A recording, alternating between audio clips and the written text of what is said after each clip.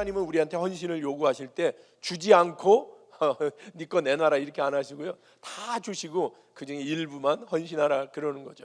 근데도 우리가 그 부분을 잘 못하는 거다, 이런 얘기들을 우리가 했었습니다. 그래서 이제 여기서 중요한 것 중에 하나가 시대를 읽어내는 게 굉장히 중요하다라는 얘기를 했는데요, 우리가 이제 알아야 될 것 중에 하나, 이 역사성에 대해서 이해할 때 중요한 게 뭐냐면 시대 정신입니다. 시대의 상황. 이게 이제 오늘도 시간 되면 좀 얘기하겠습니다만은 우리가 지금 어떤 시대에 살고 있는가를 여러분 아셔야 됩니다. 지금은요 농경 사회가 아니고요, 산업 사회도 아니고요, 이미 지식 정보 사회고요, 지금은 코로나19 시대고요, 그 다음에 AI 시대예요. AI 시대.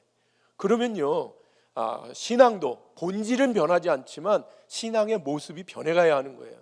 예배에도요 본질은 변할 수 없습니다. 그러나 형식은 변해가야 되는 거예요. 지금도 막 목사님 청년들은 빨리빨리 이 현장으로 나와, 잘 안 나오거든요. 지금 뭐 하고 있을까요? 온라인에서 재밌게 보고 있거든요. 예.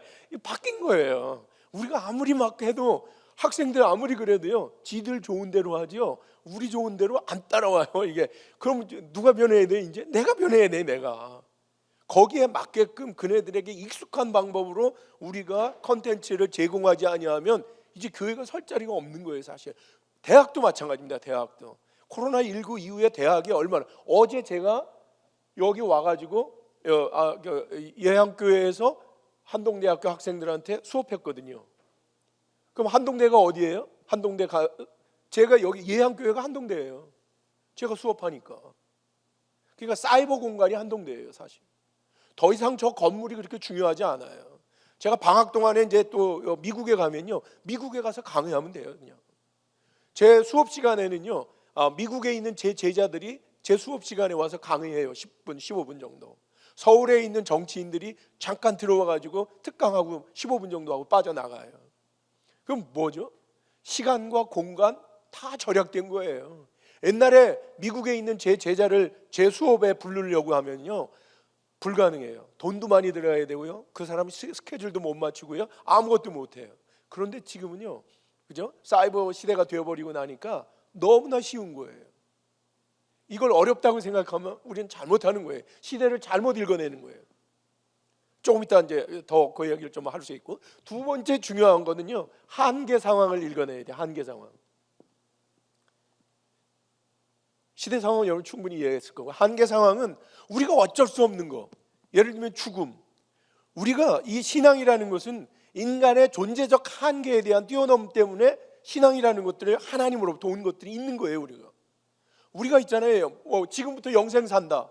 예, 그러면 뭐 이런 거 의미 없어요. 그런데 우리한테는 시간이라는 거예요. 죽음이라는 게 우리 앞에 있거든요. 이걸 어떻게 극복할 것인가라는 이 여기 안에 하나님의 우리의 찾아오심, 이것 때문에 신앙이라는 게 가능한 거예요. 코로나19 우리가 어쩔 수 없잖아요. 이 한계 상황을 잘 읽어내야 돼요. 빨리 코로나 지나가 버리고 옛날로 돌아가라, 그렇게 안 돼요. 이건 우리 마음대로 할 수 있는 게 아니에요. 이 한계 상황을 잘 읽어내요. 전쟁 우리 마음대로 안 되는 거예요. 우크라이나 저거 잘 안 되는 거예요. 앞으로 1년을 갈지 2년을 갈지 우리가 잘 모르는 거예요. 저거. 예, 이런 한계 상황을 잘 읽어내고 거기에서의 내가 군대라고 얘기하면 이 시대 상황에 맞는 군대, 또 이 한계 상황에 맞는 군대로서의 삶들을 살아야 돼요. 그 다음에 이제 중요한 게 뭐냐면 심리 상황이에요. 심리 상황. 저런 것 가운데에 우리가 심리적으로 져버리면 안 되는 거예요. 저는 재작년에 3월 달부터 제가 한국에 들어와 가지고 있었는데, 코로나19가 아무리 그 창궐을 해도 국내에서 제가 안 간 곳이 없어요. 마스크 열심히 쓰고, 아마 서울을 KTX로다가 일주일에 한 2번씩은 왔다 갔다 하고 전국을 돌아다니면서 집회를 하고 막 또 출장을 다녔는데요. 사실 은혜로 아직까지 이런 말 잘해야 되는데 코로나 아직 안 걸렸거든요. 백신도 안 맞았거든요. 예. 근데도요 심리 상황에서 저는 지지 않았어요. 근데 어떤 사람들은요 코로나 때문에 무섭다고요 학교도 안 나오고요, 밖에도 안 나가고요, 외국에 가 있어요. 방콕에 가 있는 사람들이 있어요. 이거 바보죠. 우리한테 주어진 시간은 이미 정해져 있는 거예요. 그럼 거기 있어서 사람은 뭐 할 거예요? 우리에게 맡겨진 사명을 감당할, 그래서 그런 말 하잖아요. 사명자들은 하나님이 데려가시지 않는다라고 말씀하시는 것처럼 좀 조심해야 될 말이지만, 이 심리 상황에서 우리가 어떻게 해야 된다고요? 지지 말아야 돼요. 어제 리더에 대해서도 얘기할 때 그런 얘기했죠. 리더는 심리 상황에서 그 갭이 큰 것 때문에 대부분의 사람들은 포기해버려요. 근데 리더는 그것 때문에 뭐가 된다고요? 분노가 일어난다고요. 그거 심리적으로 지지 않는다고요. 이게 우리한테 굉장히 중요한 거다, 그런 말씀 들었습니다. 그래서 이제 오늘 이게 시대 상황 한 가지만, 요거 교회, 제가 이제 코로나19 한국교회라는 강의들을 하고 다니고 있는데요, 코로나19가 갖는 의미에 대하여 조금은 좀 말씀드리고 싶어서 오늘 그냥 간단하게만 좀 말씀을 드리려고 해요. 이게 이제 한계 상황에 대한 우리의 대처입니다.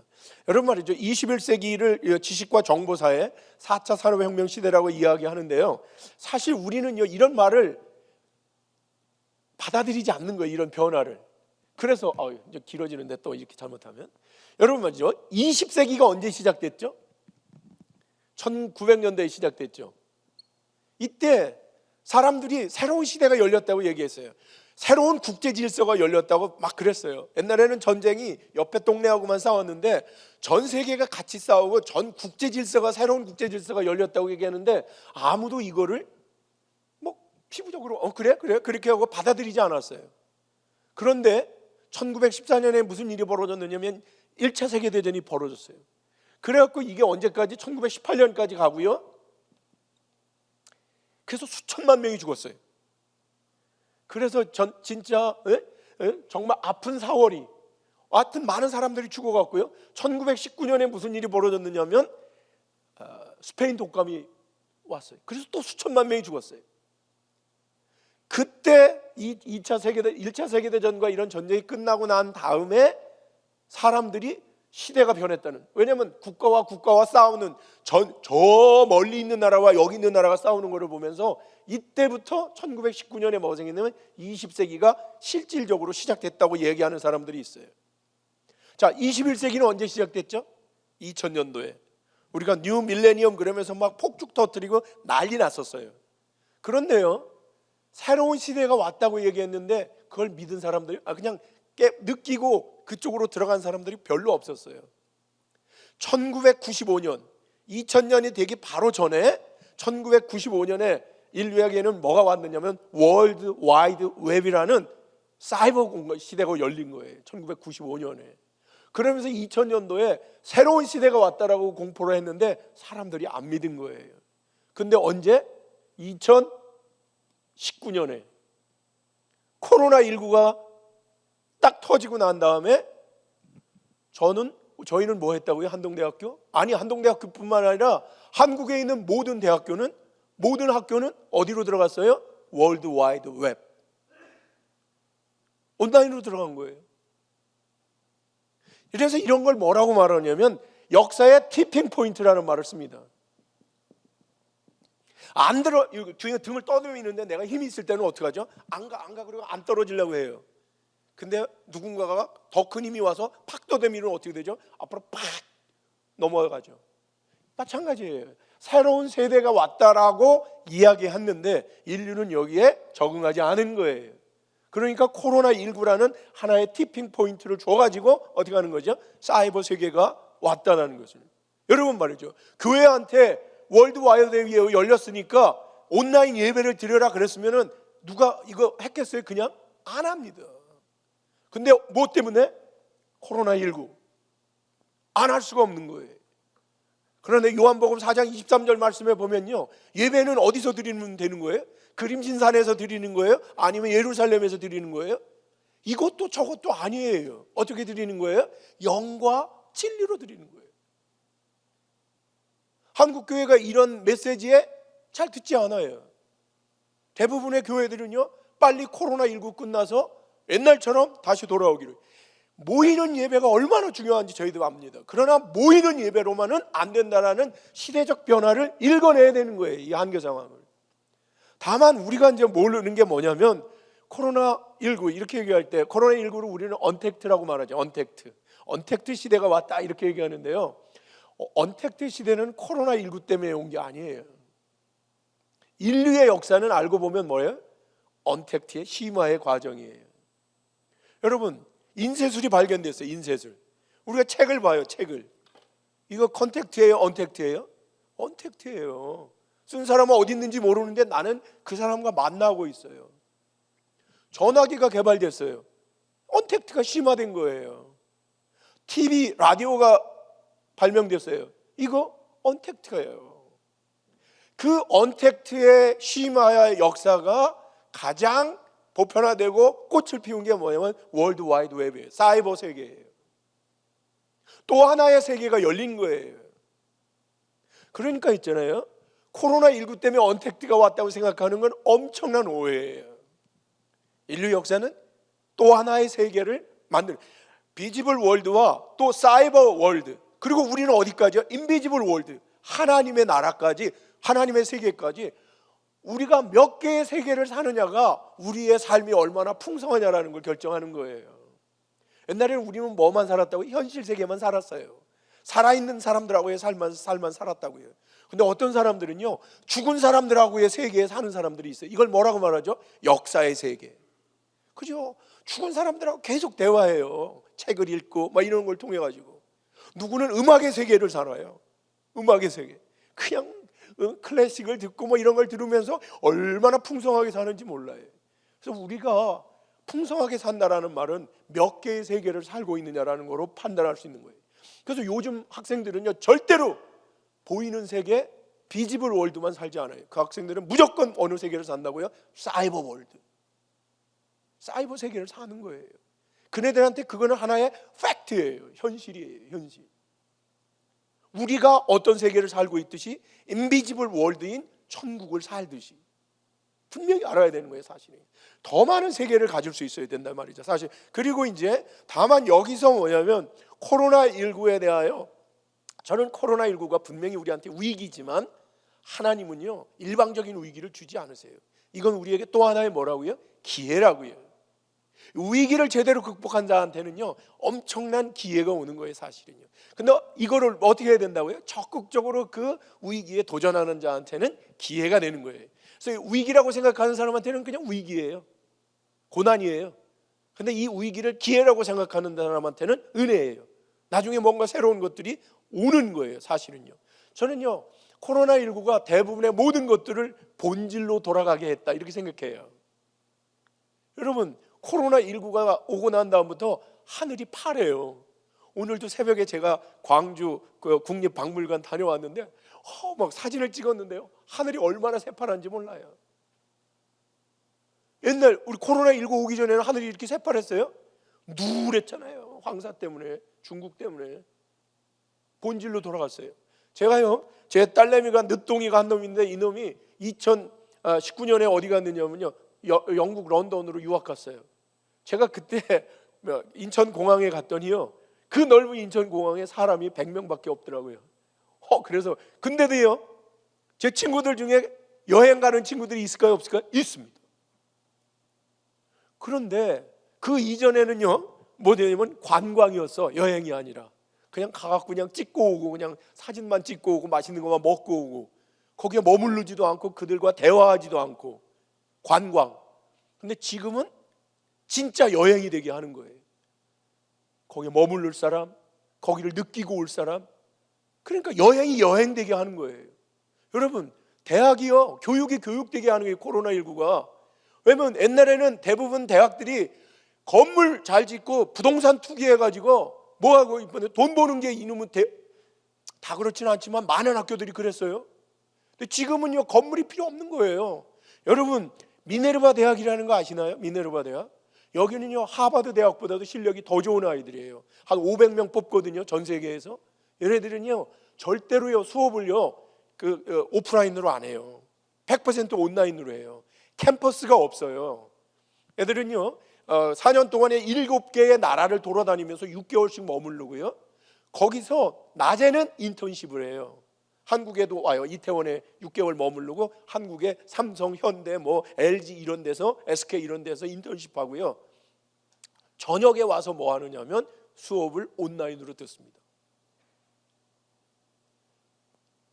이 친구들이 근데 온라인으로 수업을 듣는데 수업에 듣는 방식이 틀려요.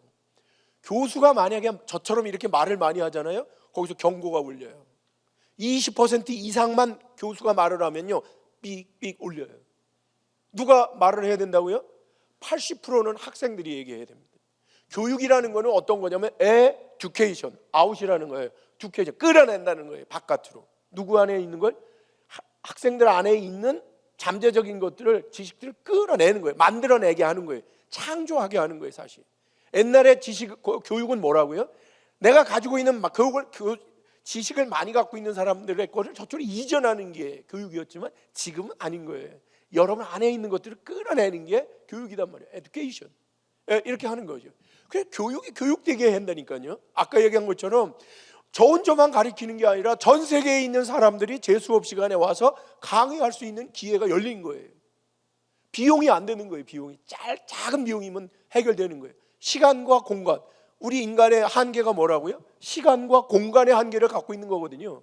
시간과 공간의 한계를 해결하는 놀라운 일들이 벌어지는 거예요. 사실은 학생들은요, 이 줌을 거기는 안 써요. 뭘 쓰느냐면 여기에 자기네들이 몇백억을 들여서 만든 교육용 툴을 하나 쓰고 있는데 그 앞에는요 이렇게 바가 하나 설치가 돼요. 색깔이.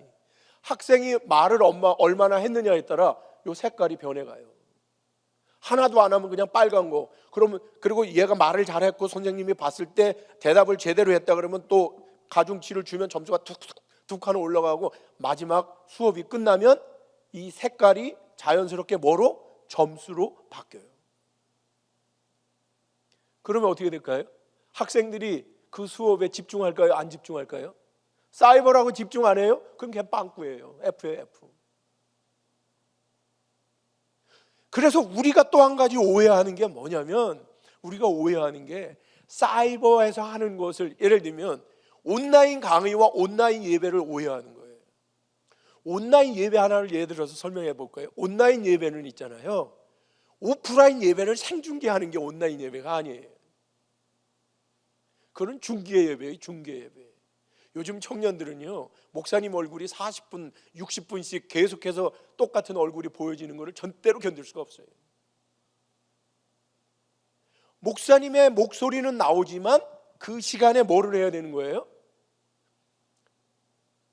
가상현실, 증강현실, 혼합현실, 그 다음에 CG, 사진, 영상 이런 것들이 나와가지고, 지금 만약에 우리가 이스라엘의 예화를 지금 목사님이 하고 계시면 거기에 뭐가 나오는? 이스라엘 현장이 나와야 되는 거예요. 메타버스를 통해서, 또는 여러분 뭐냐면 CG나 이런 걸 통해서 나와야 되는 거예요. 이걸 먼저 한 데가 어디죠? 이단들이에요. 이단들.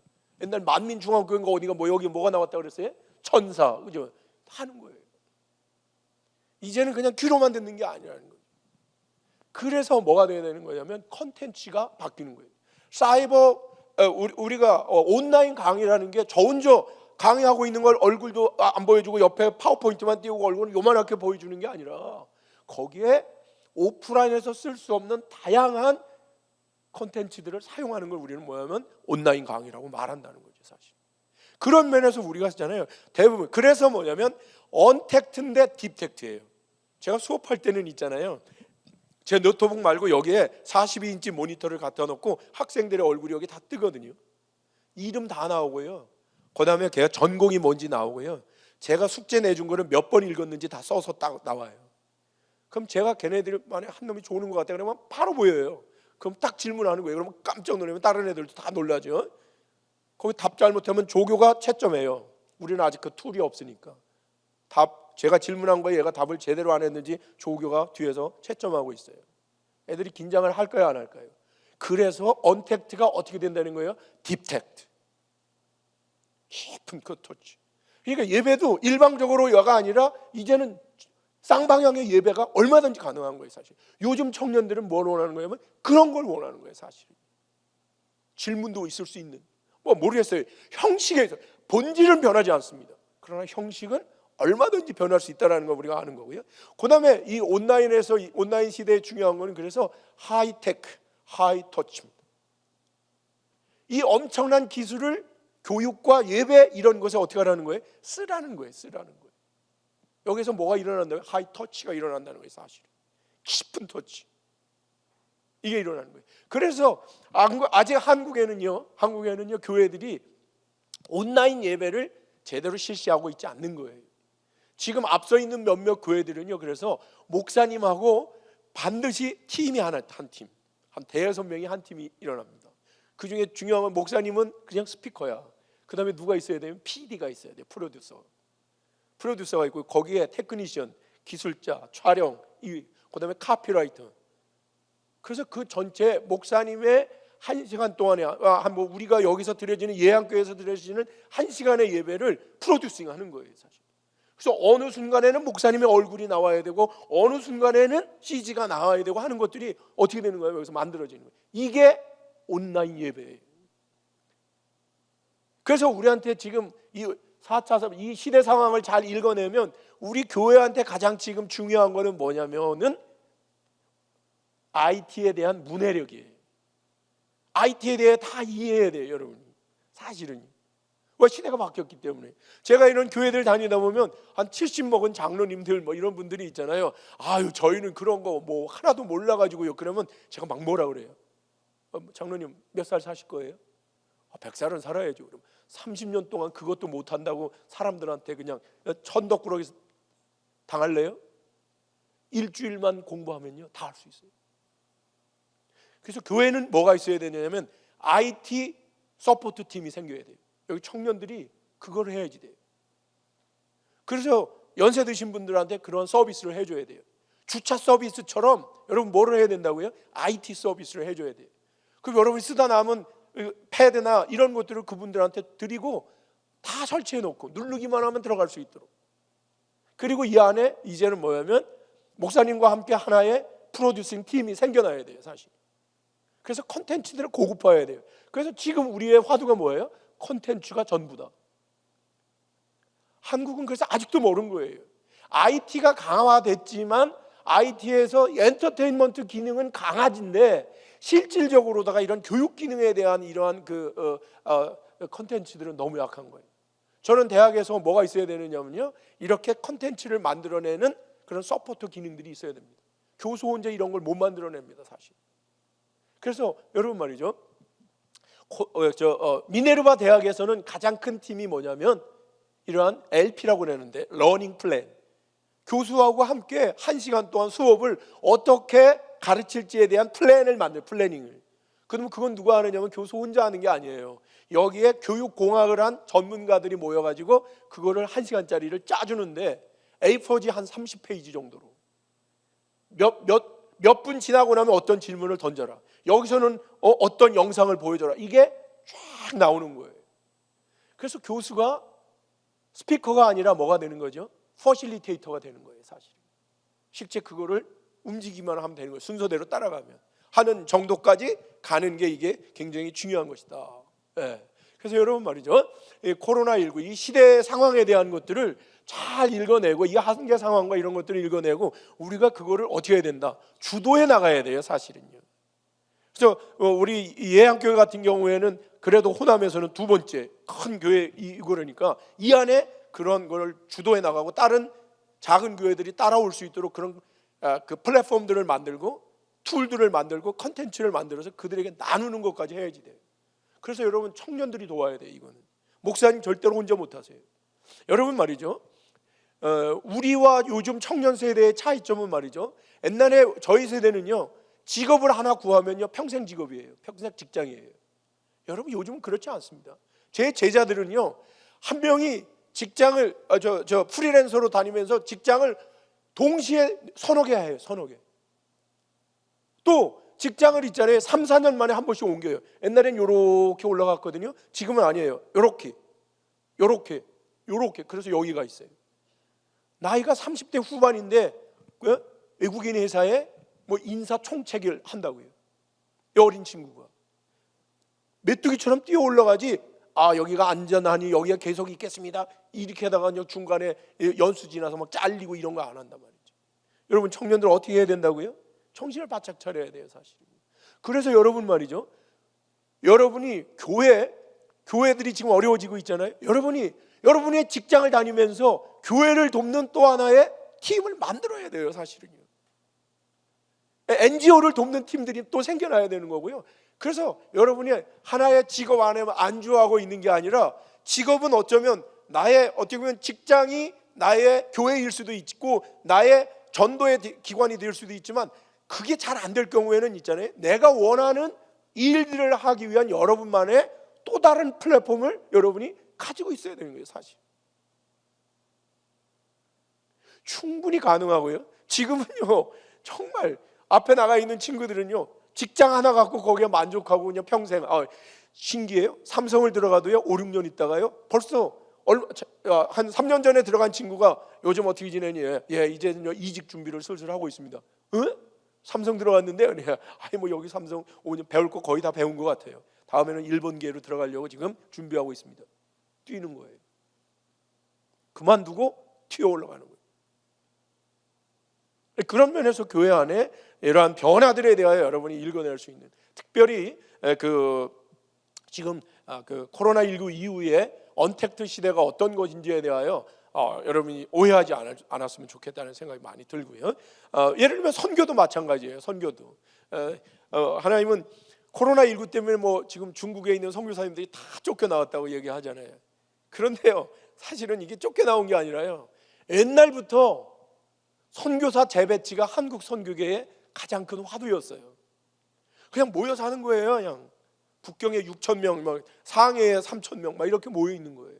거기는 복음화된 지역인데, 근데 실제 복음화되지 않은 시골에는 안 가 있는 거예요. 이유는 뭔지는 알죠, 그죠?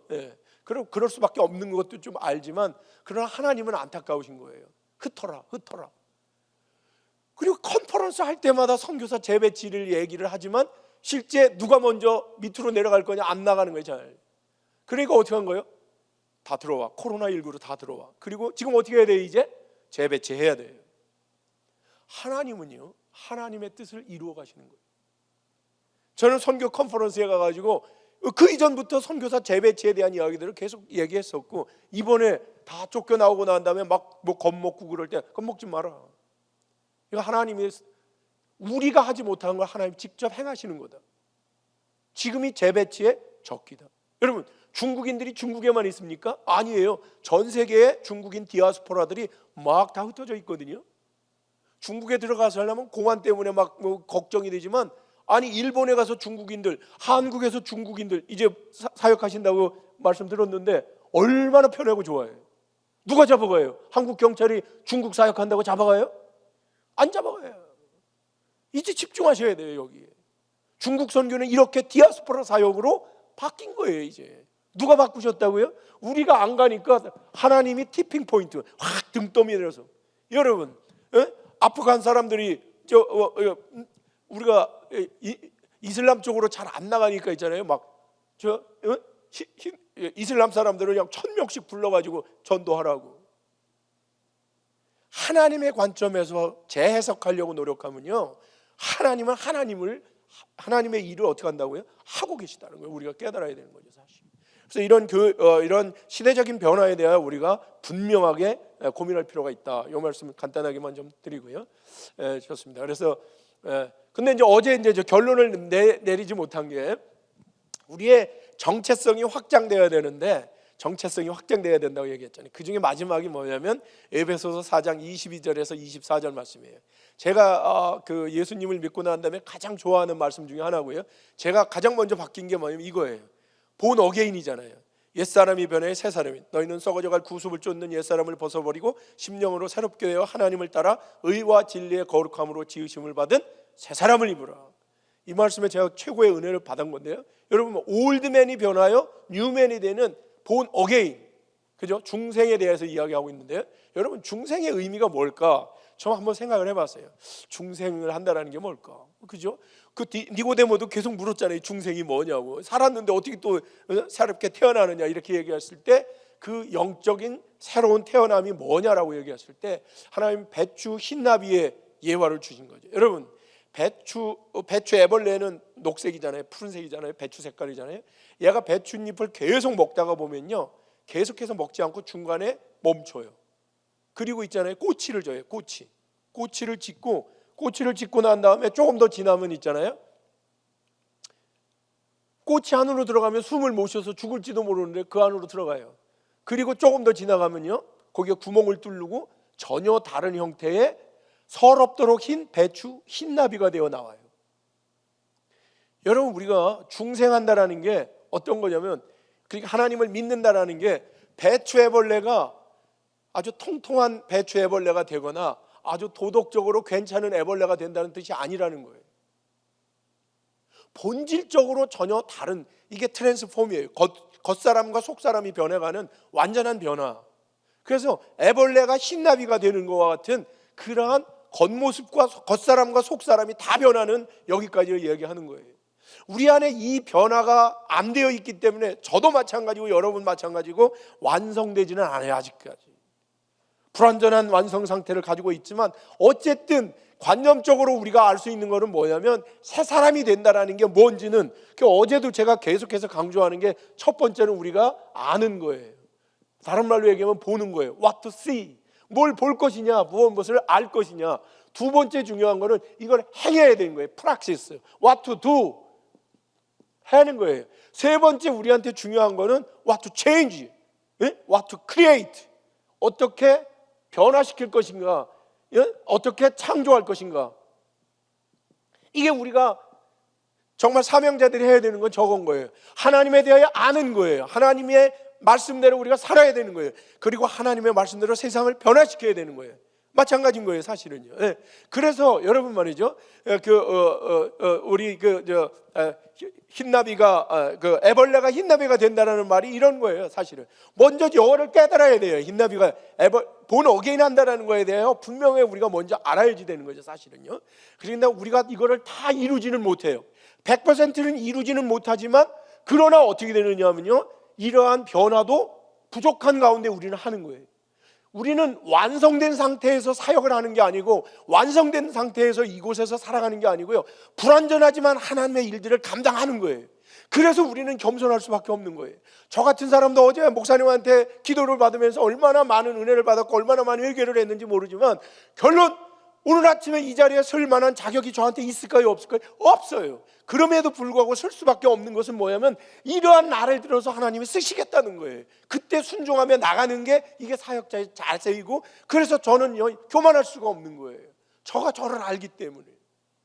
그래서 어쨌든 우리가 뭐라고요? 중요한 거는 배추 애벌레가 변하여 뭐가 되어야 된다고요? 배추 흰나비가 되는 게, 이게 뭐냐면은 우리 안에 분명한 본 어게인이다 의미라는 거예요. 그럼 배추 애벌레가 변하여 배추 흰나비가 된다는 건 무슨 뜻이냐? 첫 번째는요, 겉사람이 변하는 거예요. 겉사람이 화려하지도 않고 사치스럽지도 않고, 그러나 지저분하지도 않아요. 세상을 쫓아서 이상한 짓 다 하고 다니는 게 아니라 그저 깔끔해지는 거예요. 깔끔해지는 거예요. 두 번째 중요한 거는요, 속사람이 변하는 거예요. 속사람이 변하는 거예요. 여전히 변하지 않는 부분들이 있지만, 그래도 변하려고 계속해서 뭐 하는 거라고요? 발버둥 치는 거라고요. 저는 옛날에 국회에 있고 그럴 때는요, 술 진짜 잘 먹었습니다.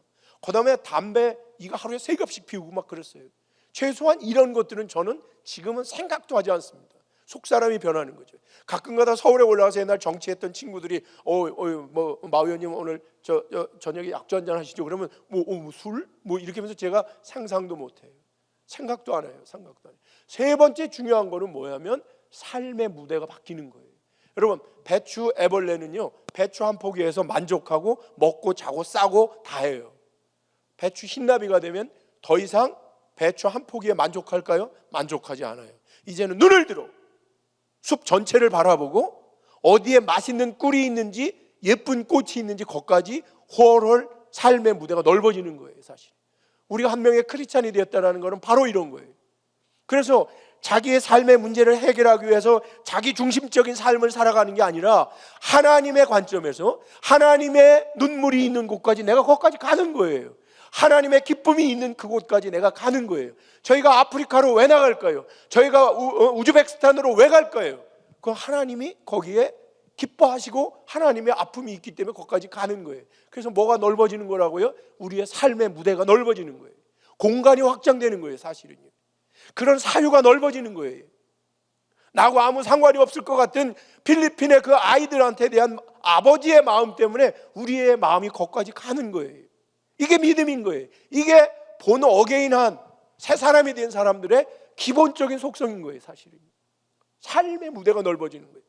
우주적 사유로. 넘어가는 거죠. 그래서 오늘 이 에베소서 4장 22절 24절 말씀에 보면은 새 옷을 입으라고 그래요. 의와 진리의 거룩. 우리가 새 사람을 입으라고 그러는데 옷을 입는데 두 종류의 속성이 있어요. 하나는 의예요. 두 번째는 진리의 거룩이에요. 거룩이에요. 두 옷인데. 근데 이 말 쉽게 이야기하면 흰 나비인데요. 흰 나비가 두 개의 날개를 갖고 있잖아요. 하나는 의의 날개와 또 하나는 거룩의 날개.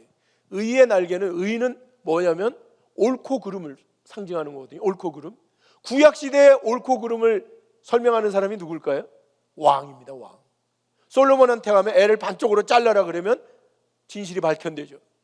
그래서 의는 누구의 상징이냐면 왕의 상징이고요. 이 옳고 그름을 가르쳐 주는 게 현대적인 의미로 이야기했을 때는 사도적 삶이라고 말합니다. 교회가 뭐죠? 사도들이 해놓은 게 교회를 세운 거예요. 교회는 뭐죠? 천국에 대한 그림자로서 이곳에 하나님의 의가 있는 곳이에요.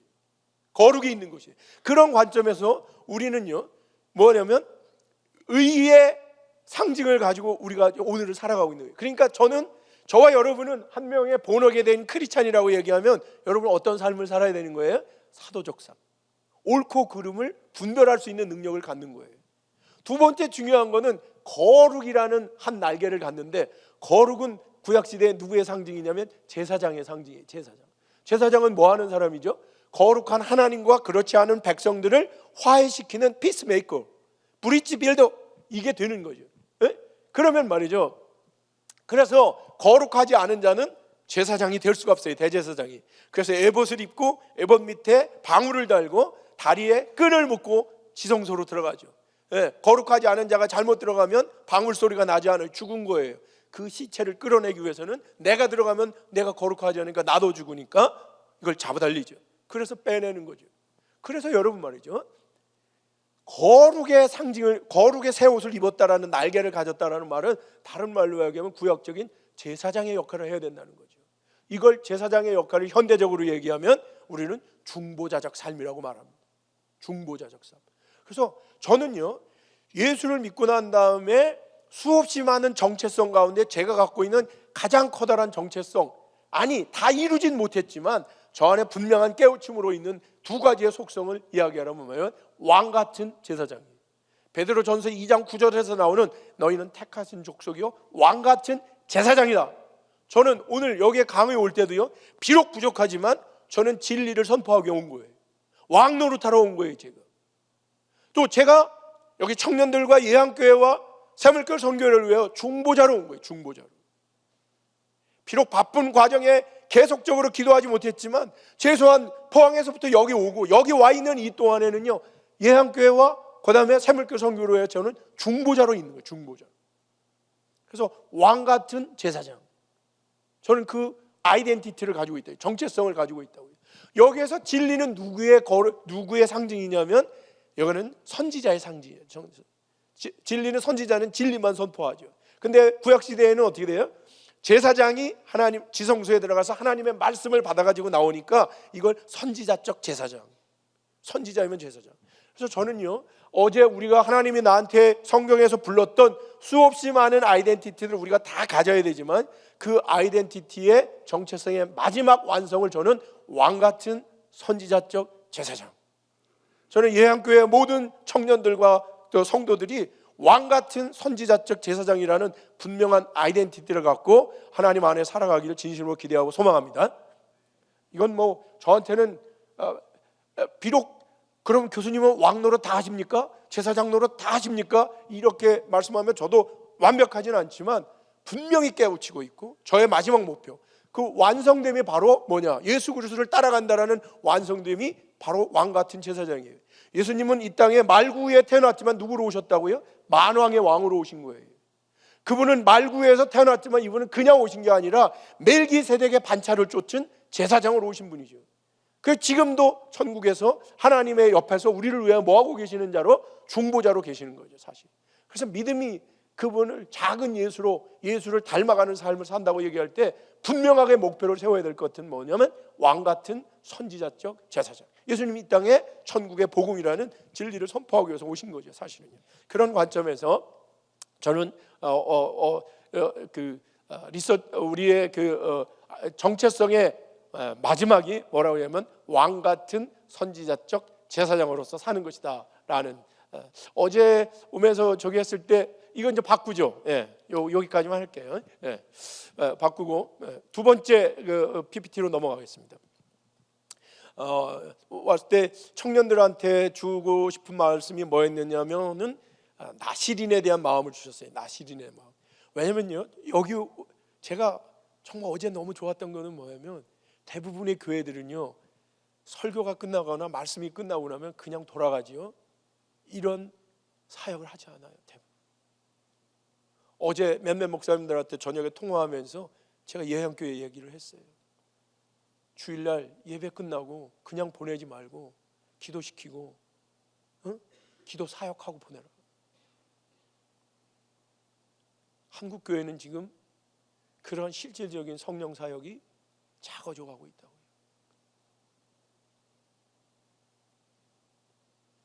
그런 면에서 사실은요, 우리 예향교회 같은 이런 모델 교회들이 자꾸 더 나오기를 기대하고, 이 샘물결 선교회 십자가 복음 운동이 더 활발하게 진행되도록, 저희가 너무 오랫동안 떨어져 있었어 갖고 근데 어제 정말 기분이 너무 좋았어요. 사실은 너무 감사하고요. 오늘은 이제 제가 두 번째 강의 했을 때 하나님 또 어떤 거를 전할까요 얘기했을 때 그 십자가에 대한 이야기, 제가 이제 사실은 샘물결 선교회를 통하여 십자가 복음에 대해서 들으면서 십자가에 대한 묵상을 그때 하나님 많이 시키셨거든요. 그래서 십자가에 대한 묵상을 많이 하다가 하나님한테 받은 몇 가지가 있어서 오늘 십자가 얘기를 지금부터 조금 좀 하도록 이렇게 하겠습니다. 근데 벌써 1시간이 지났어요. 그럼 1시간만 더 할게요. 어제는 제가 30분만 더 했는데 오늘 1시간만 더 12시 밤 점심만 드시면 되잖아요. 한번 빨리 한번 해볼게요. 최대한 빨리 12시 반 전에 끝나도록. 제가 여러분한테 이런 질문을 좀 제가 드리고 싶습니다. 이게 뭐가 좀 잘못되긴 한 것 같은데 넘어갑니다. 또 어제도 파워포인트가 잘못 갔는데 여러분 말이죠, 역사상 인류의 역사상 가장 위대하고 장엄한 사건은 뭔 것 같습니까? 성경을 읽다 보면 이런 고민 한번 해본 적 있어요? 계속 질문해야 된다고 얘기했죠. 저는 어떤 게 성경 안에서 가장 위대하고 장엄한가 이렇게 딱 생각해 보니까 그건 창조예요. 창조. 엄청난 일이 벌어진 거잖아요. 이거는 뭐 상상할 수 없는 사건이에요. 그런데 두 번째는요, 역사상 인류가 가장 두렵고 두려우면서도 기대가 되는 사건은 뭘까요? 이건 종말입니다. 심판입니다. 그죠? 누군가는 올라갈 것이고 구원을 받을 것이고 사연이가 새 땅으로 갈 것이고, 누구는 영원한 저 무적행으로 들어가는, 죽지 않아요. 그날 다 살아있어요. 불에 사느냐 천국에 사느냐 이 차이가 있을 뿐이지 죽지 않아요. 우리는 어쨌든 그렇습니다. 그러면 인류와 시작과 끝, 이 두 엄청난 사건 가운데에 가장 신비롭고 가장 기쁜 사건 하나가 있는데, 그게 뭐냐면 이미 아시겠죠? 그게 십자가 사건입니다. 오늘 이 십자가 사건에 대해서 한번 좀 나누고 싶은 건데요. 왜냐면요, 하나님이 이 우주를 너무나 아름답게 만들어 놓고 스스로 기뻐하셨던 그 우주가, 그저 이 창조 세계가 타락함으로 아무런 소망이 없는 죽음과 심판만을 기다리고 있었어요. 아무런 소망이 없는 인류에게 새로운 소망으로 오신 분이에요. 우리가 구약을 아무리 읽어봐도 그곳에는요, 신랄 같은 소망이 있을 뿐이지 매일 하나님의 말씀에 패역하고 처벌받고 다시 누군가를 보내서 구원해주면 또 패역하고 하는 거에 반복이에요. 그런데 우리에게 분명하게 그 신랄 같았던 그 예시가 분명하게 드러나 정말 손으로 잡을 것만 같은 그런 구원으로 오신 분이 누구라고요? 예수 그리스도. 그분의 십자가 사건인 것이죠. 우리의 소망과 영생을 허락하신 이분, 심판과 영벌에서 구원과 영생으로 바꾼 놀라운 사건이 우리의 십자가 사건이라고 여러분 다 아실 것입니다. 그래서 사실은요, 저는 기독교는 윤리적인 종교라고 생각 안 해요. 사실은요, 때로 우리는 그러한 부족함들이 있을 수 있지만 우리한테 가장 중요한 거는 뭐냐면 말이죠, 역사의 시작과 끝을 알고 가는 거예요. 그래서 우리가 비록 우리의 오늘의 모습은 부족하지만 그래도 당당할 수 있는 거예요. 왜? 우리의 마지막을 아니까. 우리의 마지막을 아니까. 우리가 그 어떤 것으로부터 하나님 앞에서의 사랑으로부터 우리를 끊을 자가 없다는 걸 우리는 알기 때문에 우리의 이 연약함과 부족함에도 불구하고 하나님 앞에 담대함으로 설 수 있는 담력을 갖고 있는 거예요. 담력을 갖고 있는 거예요, 사실은. 예, 그렇습니다. 마지막을 알고 걸어가는 자는요, 의젓하게 걸어갈 수가 있습니다. 근데 그걸 모르는 자들이 두려워하는 것이다, 이렇게 이야기할 수 있는데요. 어디까지 갔나? 예, 좋습니다. 아이고. 예. 그래서 여러분 말이죠. 그 그리스도 예수, 우리가 이제 예수님이 오신 거잖아요. 십자가의 사건. 예수님, 그럼 예수가 누군가라는 얘기 기꺼이 더 드릴 말씀이 없지만 메시아라는 거예요. 메시아. 이거는 뭐냐? 우리는 메시아 사상이 없어서 메시아라는 말의 의미를 그렇게 깊게 잘 몰라요. 근데 메시아 사상을 갖고 있는 그 유대인들이나 또 다른 데도 보면 미신적이지만 이러한 구원자적 개념이 갖고 있는 나라들이 있거든요. 그들에게 메시아라는 거는요, 상상할 수 없는 거예요. 뭐냐? 한마디로 얘기하면 있잖아요, 진짜 고대하고 고대하는 긴 기다림의 해결이에요. 아주 갈망의 해결이라는 거죠. 한마디로 얘기하면 해결되지 않는 우리의 인간의 한계, 한마디로 하면 시간과 공간과 존재론적인 한계가 완전히 해결되는, 이게 뭐냐면 메시아예요. 메시아, 구원자. 인간은요, 우리는 죽을 수밖에 없잖아요. 저는 여기밖에 없잖아요. 포항에는 죄가 없어요. 저는 여러 군데가 있고 싶거든요. 근데 여기밖에 없는 거예요. 지금 시간, 저한테는 유한한 시간밖에 살 수밖에 없거든요. 그게 우리한테 두려움으로 오는 거 아니겠어요? 이건데 결국 하나님은 어떤 거죠? 신은요, 시간의 공간과 존재적인 한계가 없는 게 하나님이세요. 신이라는 것은 그런 거예요. 무소부재하시고 영원하시고 그분의 존재에는요, 그림자도 없으시고 졸지도 아니하시고 돌지도 아니하시고 그런 그 완전한 존재. 인간은 그 완전함에 대한 끊임없는 트로피즘, 굴성이 있는 거예요. 자기를 극복하고자 하는, 아까 어제 우리가 얘기했던 것처럼 호모라는 것은 자기의 존재에 대한 존재적 불평함이 있는 거예요. 여러분의 삶에 아무런 불편함이 없다고 얘기하고 자기에 대한 불만족이 없다고 얘기하면 여러분이 이미 짐승인 거예요, 사실. 우리는 우리의 이 현 존재에 대하여 끊임없는 뭐가 있어야 되는 거예요? 불평함이 있어야 돼요. 불평함, 불만족이 있는 거예요. 그게 우리로 하여금 어떻게 하게 해요? 점핑하게, 우리를 디벨롭하게 하는 거예요, 사실은요. 어쨌든 그렇습니다. 그래서 이 인간의 한계를 이기고자 하는 절실한 소망의 해결책, 열쇠를 가지고 오신 분이 누구예요? 예수 그리스도. 그래서 인류에게 있어서 예수님은요, 희망의 창조자예요. 아르케고스라는 말을 쓰는데요, 희망을 시작하신 이가 누구라고요? 온전한 인류의 절망 가운데 소망을 주시기 시작한 분, 그분이 예수님이라는 거예요, 사실. 그 예수라는 거예요. 예. 그래서 예수님이 근데 뭘 갖고 오셨느냐면 복음. 제가 선교사들을 훈련할 때 이 이야기를 많이 하는데요, 여러분, 복음이 뭘까요? 많은 부분들이 우리 이제 끊임없이 우리 우리 새물결 선교에서도 우리가 이제 이 복음에 대한 이야기를 하는데, 여러분, 제가 뭐 복음을 새롭게 설명하려고 하는 게 아니라 어제도 얘기했지만 뭐냐면 말이죠, 우리는 우리의 삶과 우리의 신앙 안에서의 수없이 많은 그 단어들 안에, 단어들이 가지고 있는 미닝에 대하여 하나님 앞에 제가 단독자로 물어봐야 돼요. 그리고 거기에서 나름대로 정답은 아닐지 모르지만 나 나름대로의 해답을 가져야, 데피니션, 정의를 알고 있어야 된다고요. 그 정의대로 살아가는 게 사실은 내 믿음이에요. 다른 사람이 이렇게 해라 저렇게 해라 따라가는 거면 여전히 내 믿음이 아닐 수 있는 거예요, 사실은요. 때로는 실수하더라도 여러분 단독자로 누구 앞에 서야 되는 거예요? 하나님 앞에 서야 돼요. 예수님 앞에 서야 돼요. 그리고 그분에게 물어야 되는 거예요, 사실. 나에게 있어서 복음은 무엇입니까? 라고 묻고 그분이 주시는, 그건 그냥 대답을 안 주시잖아요. 우리가 늘 강조하는 친밀감, 하나님 안에 친밀감이 없으면 말씀 안 하시니까 그 친밀감 안에 이 해답을 받고, 정답은 아닐지라도 그것대로 살아가려고 발버둥 치는 게 우리의 내 신앙을 갖는 거예요, 사실은. 하나님 중심적인 나만의 신앙을 갖는 거예요, 사실. 그렇다고 내 마음대로 가지라는 신앙이 아니라 하나님 안에서 이런 얘기를 말씀을 드리는 거죠. 그래서 복음이라는 말은 우리가 너무나 잘 알고 있는 것처럼 기쁜 소식인데요, 많은 분들이 오해하고 있어요. 가스펠 또는 유앙겔리온이라는 말로 쓰이고 있는 그 복음이라는 말은요, 사실은 무슨 뜻이냐면요, 그 유앙겔리온의 어원은 어디로부터 나오느냐면요, 그 42.195km를 달리고 어떤 병사가 와가지고 뭐라고 한마디 했죠. 기쁜 소식을 전했어요. 그게 유앙겔리온의 출발인데, 그가 뭐라고 소식을 전했을까요? 틀려도 십자가에 못 안 박을 테니까 빨리. 뭐라고 전했을까요? 승리했다. 근데 앞에 누가? 이게 중요합니다.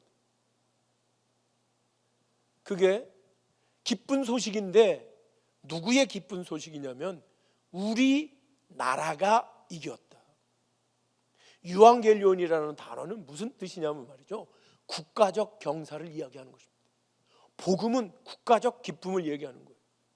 그래서 복음의 가장 중요한 거는 뭐냐면 하나님의 나라예요. 예수님이 이 땅에 오셔서 선포한 것은 천국 복음을 전하는 거고요, 하나님의 나라가 임했다라는 걸 이야기하는 거예요, 사실. 그러니까 복음은요, 예수 믿어봐, 예수 믿으면 모든 일이 잘 돼, 애들 학교도 잘 가고 좋은 일이 많대, 복 받는데 믿어봐, 이게 복음이 아니에요.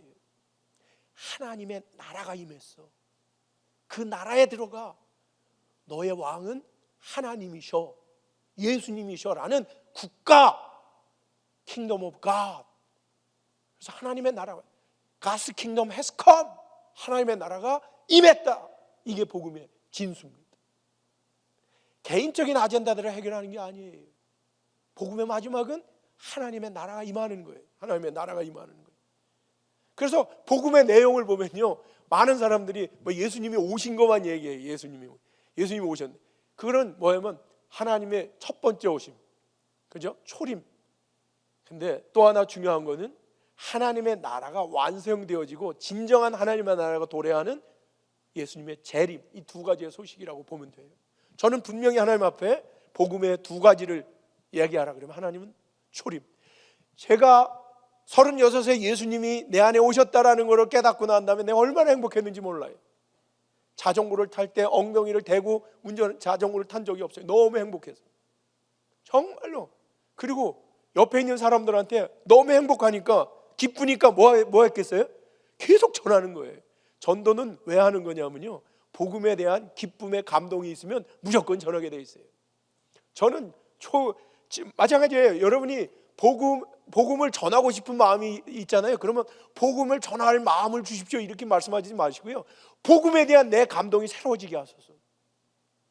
그러면요, 제가 이제 이 정말 하나님 만나고 정말 기쁠 때는요, 비행기 탔다 그러면 옆에 있는 사람 죽은 거예요. 이거 왜냐면 막 3-4시간 동안 나는 계속 전하니까. 택시 탔다 그러면 그냥 운전사 큰일 난 거예요. 그냥 계속 전하니까요. 왜 전했을까요? 기쁘니까. 내 안에 기쁨이 넘치니까. 오늘 여러분이 복음을 전하지 않는다면 여러분 복음 때문에 여러분의 감동이 없는 거예요. 요즘 말로 감동이 없는 거예요. 그러면 전하게 되어 있습니다. 기쁜 소식은 어쨌든 초림과 재림, 초림으로 인한 부분적인 성취가 재림으로 인한 완전한 성취까지 연결되는 거기 때문에 여러분 말이죠, 그래서 복음이라는 것은 예수의 탄생과 예수의 사심과 예수의 죽으심과 부활, 이 전체를 가지고 이야기하는 것이다 라고 말씀을 드리면서요, 그래서 그런데 이제 나라라는 게 그럼 왜 중요할까요? 나라라는 개념은요, 결국은 이거는 총체성의 개념이에요. 총체성, 홀리스틱한 개념이에요. 여러분 말이죠, 우리가 가난할 때는 우리요, 아메리칸 드림이라는 걸 꿈꿨습니다. 아메리카에 가서 자기가 꼭 성공하지 않아도 미국에 가면요, 미국에서 꽃등 시민으로 살아도 한국보다 낫다라는 생각이 그때 있었던 거예요. 나라라는 게 그런 개념이에요. 사실은 전부가 바뀌는 거예요. 전부가 바뀌는 거예요. 일부만 바뀌는 게 아니에요. 지금 코리안 드림을 갖고 오는 대부분의 사람들은 그죠, 바로 그런 거예요. 저는요, 그래서요, 나라라는 거는 우리의 전부가 바뀐다. 이게 뭐하고 똑같으냐면요, 나라 개념은 우리가 배를 타는 거하고 똑같아요. 큰 배를 탄 사람과 작은 배를 타는 사람이 있어요. 큰 배를 탄 사람은요, 빠름고 큰 배를 탄 사람은 배의 제일 앞에 서 있지 않고 배의 제일 꽁무니에 있어도 자그만 배에 속도 느린 배를 타고 제일 앞에 있는 사람보다 훨씬 앞에 가는 거예요. 천국은 그런 개념이 있는 거예요. 아무리 부족한 자일 그 구원을 받을지라도 천국에 들어갔다라는 얘기는요, 우리의 삶의 모든 것이 바뀌는 거예요. 그래서 천국을 우리가 소망하는 거예요. 그래서 여러분 말이죠, 이 천국 개념이라는 것은 어제도 얘기했지만 전지하시고 전능하신 하나님이 온전하게 통치하시는 아무런 부족함이 없는 완벽한 그 세계로 우리가 들어가는 것이기 때문에 그런 거죠. 그래서 어쨌든 복음에 있어서 중요한 거는 천국이 갖고 있는 총체성. 지금은 저희한테는요 부분적으로 좋아요. 예수님을 만났는데도 그 초림을 경험하고 있는데도 다 좋지 않아요.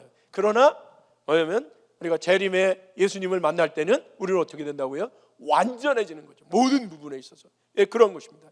그래서 이제 예수님이 이 땅에 오셔서 하신 중요한 사건 중에 하나가 뭐냐면, 예수님이 십자가 못 박혀 죽으셨을 때 성소의 휘장이 위로부터 아래로 찢어지며 지성소에 계신 하나님의 영과 우리가 하나 되어지는 임마누엘의 놀라운 역사.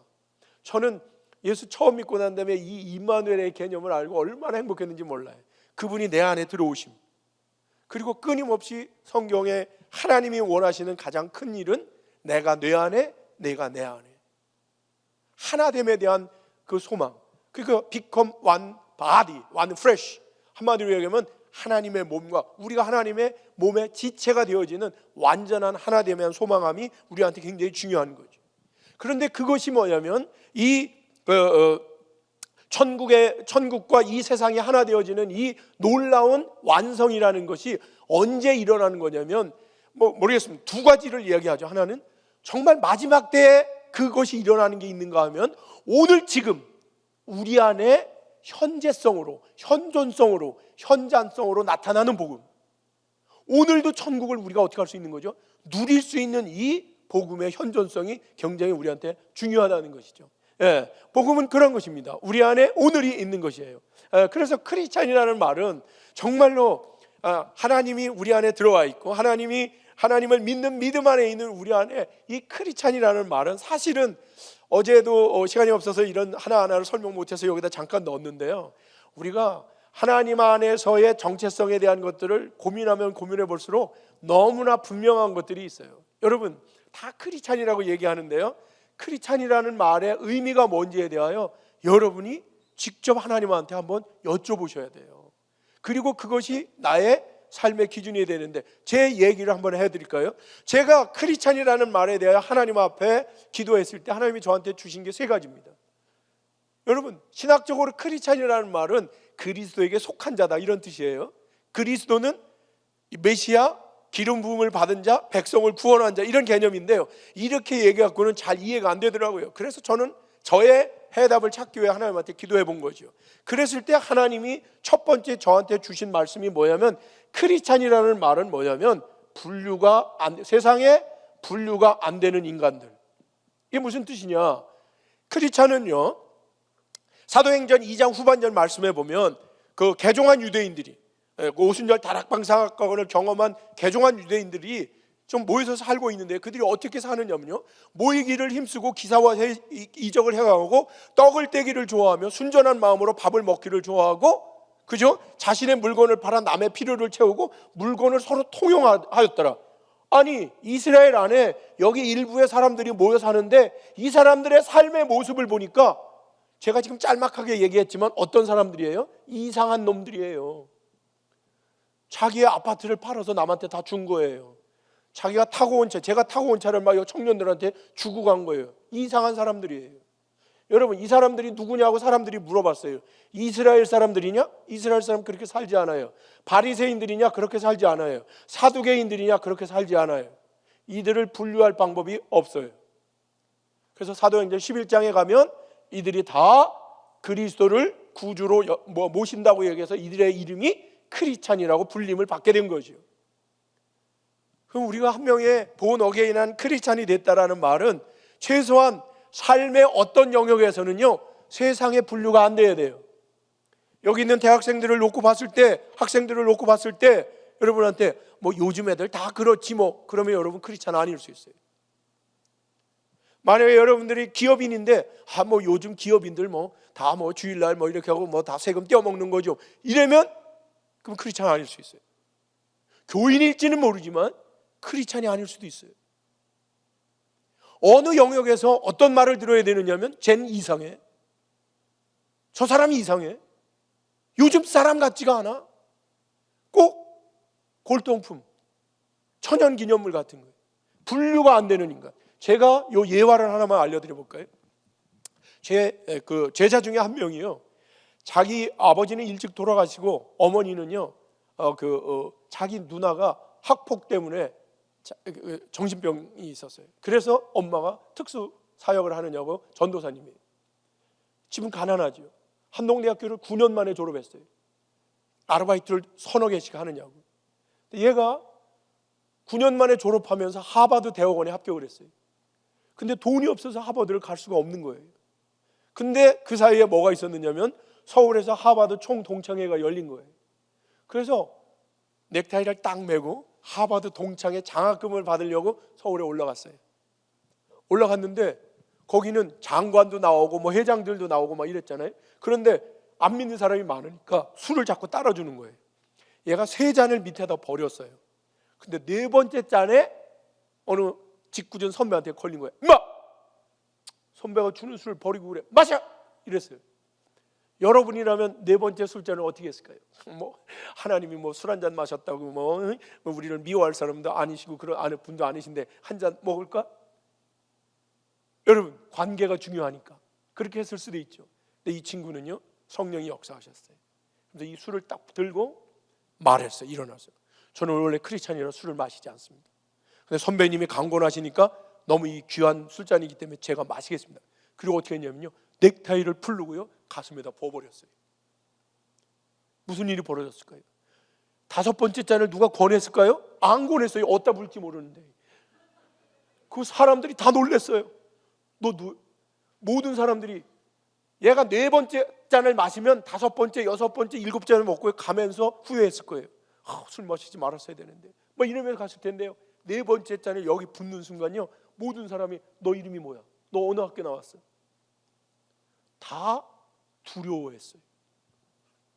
세상에 분류가 안 되는 놈이에요. 능력은 여기서 나오는 거예요. 구별되면서.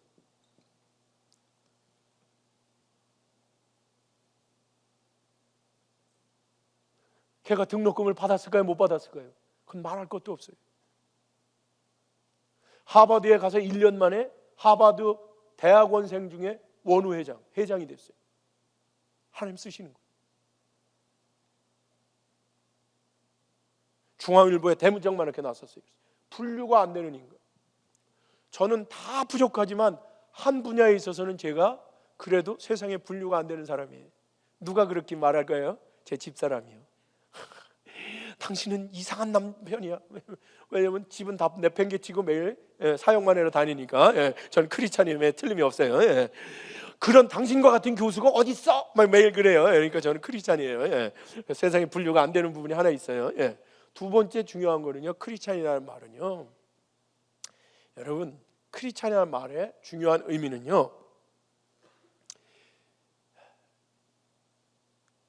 포항에 가면 무당들이 많아요. 근데 무당들은 대부분 있잖아요, 바짝 마르고 눈은 쏙 들어가고 바람만 불면 쓰러질 것 같아요. 그런데요, 이 사람이 몇 번 펄쩍펄쩍 뛰고 나면 자기가 모시는 장군 시인이 임해. 그러면 있잖아요, 소리를 지르면 목소리가 얼마나 큰지 모르고요, 작두 위에 올라가도 피가 안 나요. 여러분, 우리가 임마누엘이라는 거, 임한다라는 거, 함께 한다는 거, 임마누엘이 함께 한다는 말이 무슨 뜻이라고요? 타버나클이라는 말을 쓰는데, 이거는 뭐냐면, 함께 한다는 말은 함께 하면은요, 함께 하는 자의 권세와 능력이 어떻게 된다? 이전된다라는 뜻이에요. 이전. 장군신의 권세와 능력이 그 여자한테 이전되는 거예요. 이게 신들린 거예요. 제가 옛날에는, 요즘은 뭐 이제 좀 그렇지만 옛날에는 제가 강의하러 다니면 대형 집회 같은 거 하고 그러면 사람들이 강의 끝나고 나면 그랬어요. 교수님 강의는 신들린 것 같아요. 막 이러면요, 제가 기분이 좋을까요, 나쁠까요? 전 되게 기분이 나쁜 거예요. 저는 신들린 것처럼 강의한 게 아니라 신들려서 강의한 거예요. 믿는다라는 건 뭐라는 거예요? 여호와의 신들린 거예요. 이게 임마누엘이에요. 그 무당처럼 잡신 들린 게 아니에요. 신 중의 신인 여호와의 신 들린 거예요. 그럼 여호와의 권세와 능력, 권능이 내가 어떻게 되는 거예요? 이전되는 거예요. 그래서 저가 정말 그때 우리 목사님하고 한참 제가 사역할 때는 정말로 저 권능으로 일했던 것 같아요. 아무것도 아닌 저한테 하나님이 막 부어주셨습니다. 이전되는 걸 경험하는 거예요. 어제도 우리 저녁에 예배하면서 마지막 하나님의 성령 사역을 할 때 우리한테는 누가? 하나님의 임재가, 타버나클, 그분의 권세와 능력이 우리 안에 이전되는 거예요. 거기에 순종하며. 어제 주저한 부분이 있었어요. 오랜만이기 때문에. 근데 순종하고 나아가고 목사님 앞에 저는 안수해 주시지 않았더니 형 손 붙잡고 해 주시더라고요. 나 정말 오늘 다시 한번 넘어가. 신들린 거예요. 여러분, 제정신으로 살면 안 돼요. 그래서 갈라디아서 2장 20절, Not I but Christ. 내가 이제 그리스도 안에 내가 죽은 거예요. 내가 육체 가운데 사는 것은 나를 사랑하사 자기 몸을 버리신 하나님의 아들을 믿는 믿음 안에서 내가 산 것이 아니고 오직 그리스도 예수께서 사신 것이다. 결국 이걸, 여러분, 깨우침을 다 완성할 수, 행할 수는 없지만 이거 없이 행할 수는 없어요. 그래서 우리는 끊임없이 알아가며 이거를 행하려고 발버둥 치는 거예요. 사실은 완전하진 않아요. 저는 저것 때문에 힘들어한 적이 많아요. 완전하지 않은 내가 어떻게 사역을 할 것인가. 그때 하나님의 반면교사로 말씀하신 게 있는 거예요. 사실. 너는 도구지 네가 목적이 아니다. 너처럼 현찮은 사람도 쓴다라는 것을 내가 너에게 보인다. 그런 마음을 주셔서 어쨌든 그렇습니다. 세 번째 중요한 게 뭐냐면, 크리스찬이라는 말에 중요한 거는요, 어제 우리가 조금 얘기했던 것처럼요, 세상 사람들은 세상의 지식을 세상의 눈으로, 자신의 안경으로 해석합니다. 9.11 테러가 일어났다면 그냥 9.11 이슬람이 제국주의한테 저항해서 그냥 테러한 거야. 코로나19가 일어났다고 얘기하면 못된 병이 들어와서 많은 사람들을 죽이는 거야. 이렇게 끝내버리면 여러분이 교회를 아무리 잘 다니고 하나님을 아버지라 부를지라도 어쩌면 크리스찬이 아닐 수 있어요. 9.11 테러를 허락하신 하나님의 뜻이 뭔가, 코로나19를 허락하신 하나님이 뜻이 뭔가를 구속사적인 관점에서, 선교사적인 관점에서 재해석한다고 얘기해요. 리인터프리테이션, 재해석. 아까 제가 코로나19에 대해 말씀드린 거는요, 제 나름대로 하나님 앞에 코로나19를 하나님이 왜 허락하셨습니까? 이 세상에는, 학교에는, 교회에는 왜 허락하셨습니까에 대한 재해석을 한 거예요. 크리스찬으로 살아간다라는 말은 바로 세상 사람들이 주고 있는 수없이 많은 지식과 정보를 구속사적인 관점에서 재해석하는 능력을 가졌다. 그 해석이 나의 삶의 행동의 근거가 되었다. 이게 뭐냐면 크리스찬이라는 뜻이란 말이죠.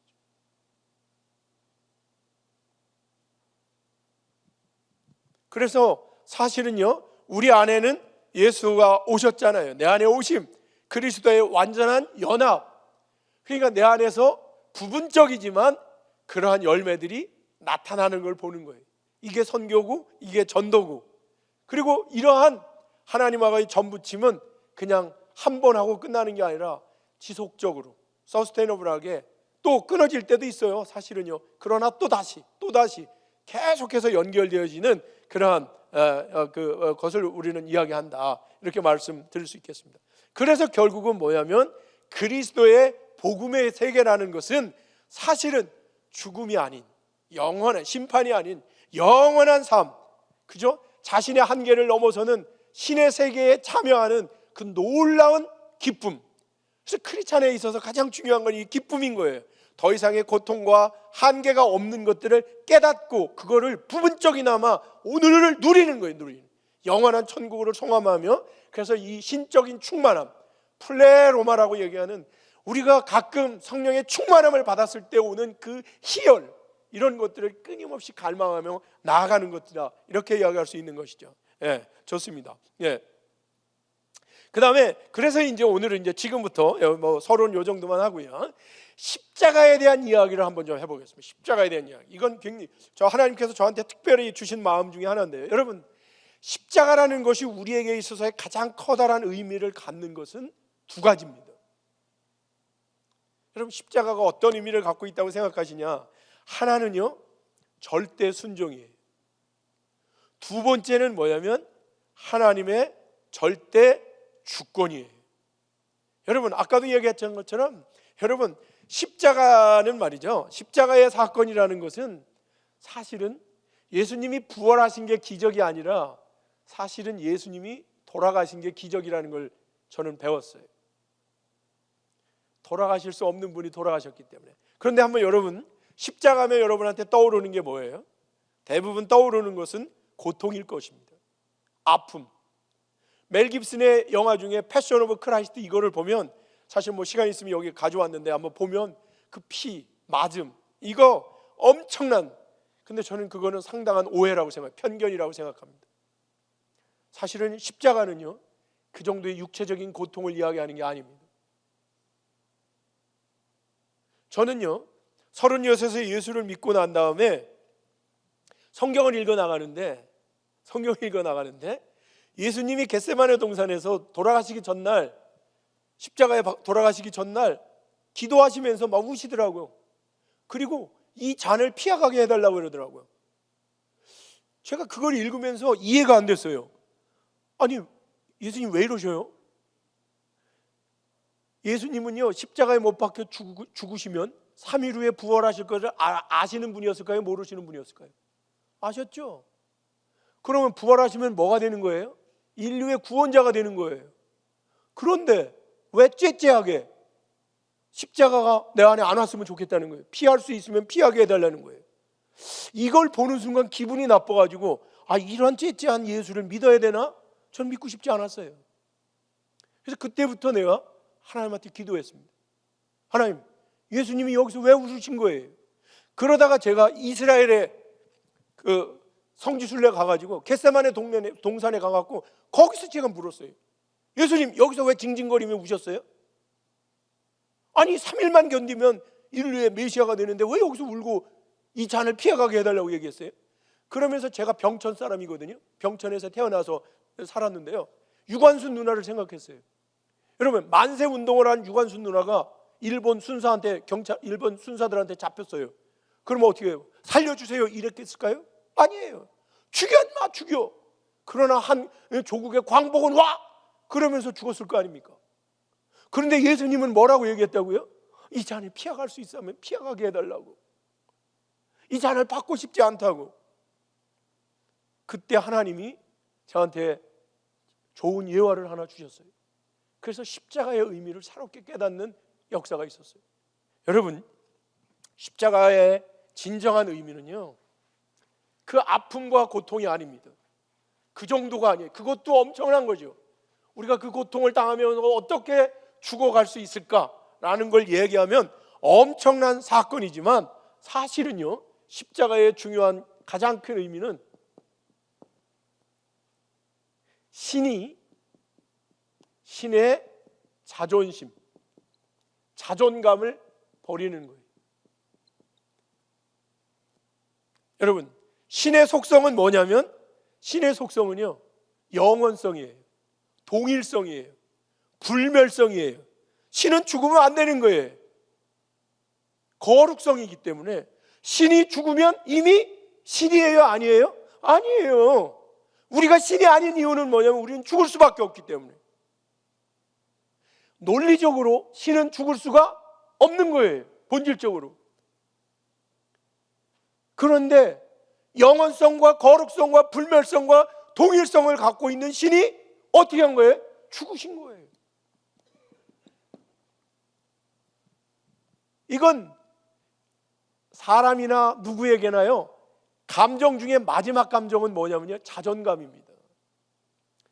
왜 우리가 싸우죠? 결국 내 자존심을 건드린 거예요. 부부 간에도 그렇고 뭐도 그렇고 마지막 모든 감정을 다 버리고 나오면 마지막 남은 감정은 뭐라고요? 자존심이에요. 자존심. 근데 예수님은요, 그날 십자가에 못 박혀 죽으셔서 그 거룩의 본체가 어디를 들어가시는 거죠?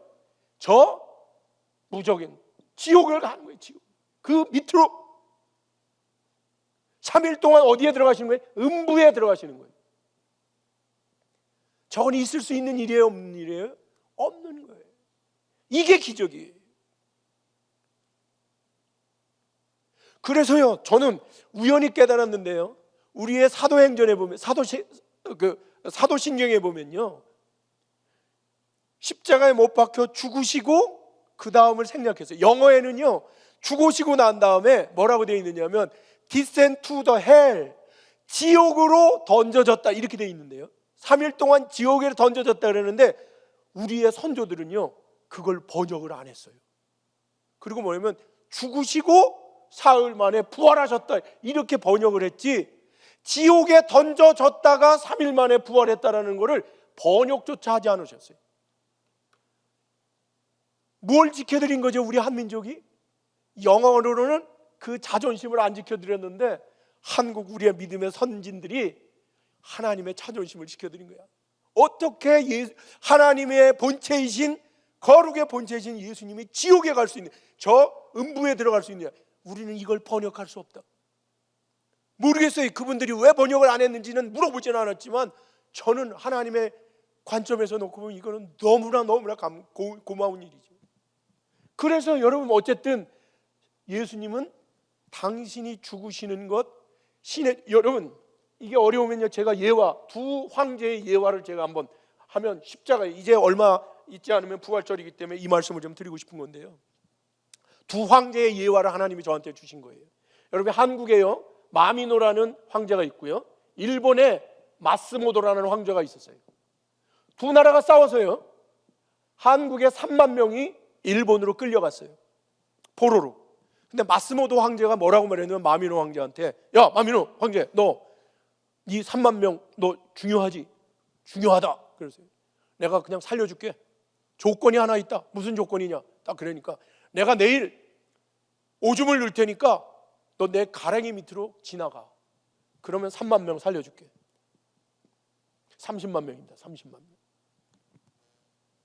그랬더니요, 여러분 한번 생각해 보세요. 황제가, 그것도 쪽발이 일본 사람의 오줌 놓고 있는데 그 가랭이 밑으로 지나갈 수 있어요, 없어요? 만약에 그렇게 지나가면 그는 황제야, 아니에요? 아니에요. 황제는 땅도 안 밟아요. 카페트를 깔고 집도 틀려요, 옷도 틀려요, 모든 게 다 틀려요. 구별됨이에요. 그런데 옆에 있는 신하가 와가지고, 황제시여 30만을 살리는 일인데 연습 좀 많이 하셔가지고 빨리 한번 지나가면 별로 안 묻습니다. 한번 해보시죠. 그러면 내가 어떻게 할까요? 이리 와. 그리고 죽여버립니다. 그러니까 황제를 우습게 하러? 그런데 마미노 황제가 전날 밤 어떻게 했다고요? 혼자 골방에 들어가서 기도했다는 거예요. 내가 사랑하는 저 30만 명을 살려야 하는데 내가 어떻게 해야 되느냐. 그리고 그 다음날 아침에 마스모도한테 이야기하죠. 오줌을 누거라. 그리고 어떻게 거기를 기어갔을까요? 지나갔을까요? 천천히 오줌을 다 맞으며 천천히 지나갑니다. 그리고 30만 명은 한국으로 돌아옵니다. 30만 명의 생명은 누구 거예요? 마미노 황제 거예요. 여러분, 예수님이 왜 우리의 전부인지 아세요? 그분은요, 죽으면 안 될 신이 누구를 위하여? 저와 여러분을 위하여 신으로서의 마지막 자존심을 버리며 6월절 어린 양처럼 잠잠히 십자가에 올라가셨어요. 아무 저항 없이. 거기서 한마디만 하면 다 죽일 수 있는데, 나를 반대하고 있는 저 녀석들을 죽여라 라고 한마디만 하면 다 죽일 수 있는데, 하나님의 말씀에 순종하기 위하여, 아버지 하나님의 뜻에 절대적으로 순종한 이 순종을 이루기 위하여, 하나님의 말씀을 이루기 위하여, 하나님의 뜻을 이루기 위하여 6월절 어린 양처럼 조용히 돌아가신 사건, 이게 십자가예요. 그래서 우리의 생명은 누구 거라고요? 예수님 거라. 전부가. 저는 이걸 깨닫고 난 다음에 사실은요, 너무나 아하, 우리가 십자가의 의미를 너무나 오해하고 있구나. 얻어맞은 거 굉장해요. 그러나 그거 이상이에요. 신적 자존심, 이 단어를 제가 만든 거예요. 신적 자존심. 기적은, 부활이 기적이 아니라 신의 죽으심이, 예수 그리스도의 십자가의 죽으심이 기적입니다.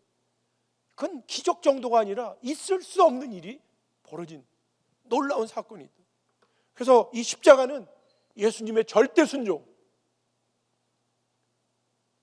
다른 말로 얘기하면 하나님의 절대 주권을 인정하는 거예요. 여러분, 주권은 어떻게 일어나느냐면 그 팔로워들이 절대적으로 순종할 때 주권이 일어나는 거예요. 우리가 하나님의 주권을 인정한다라는 말은 하나님의 말씀에 절대적으로 순종할 때 우리는 하나님의 주권이 드러나는 거예요. 그래서 이거를 얘기하면 있잖아요, 예수님의 자기 비움, 케노시스라고 말합니다.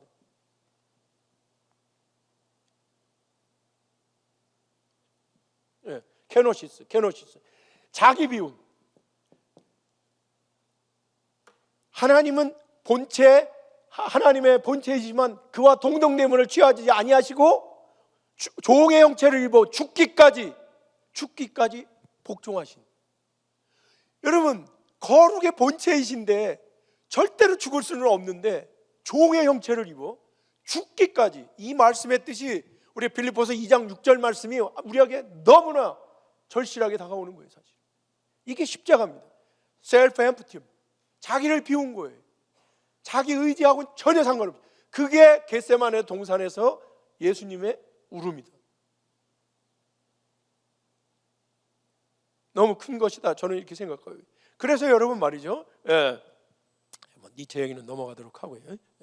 그래서 여러분 말이죠, 저는 십자가의 진정한 의미는 이 예수님의 자기 비움, 철저히 자기 뜻대로 하지 아니하고 하나님의 말씀에 철저히 순종한 자기 비움의 케노시스의 놀라운 역사적 사건이다라는 얘기를 하고요.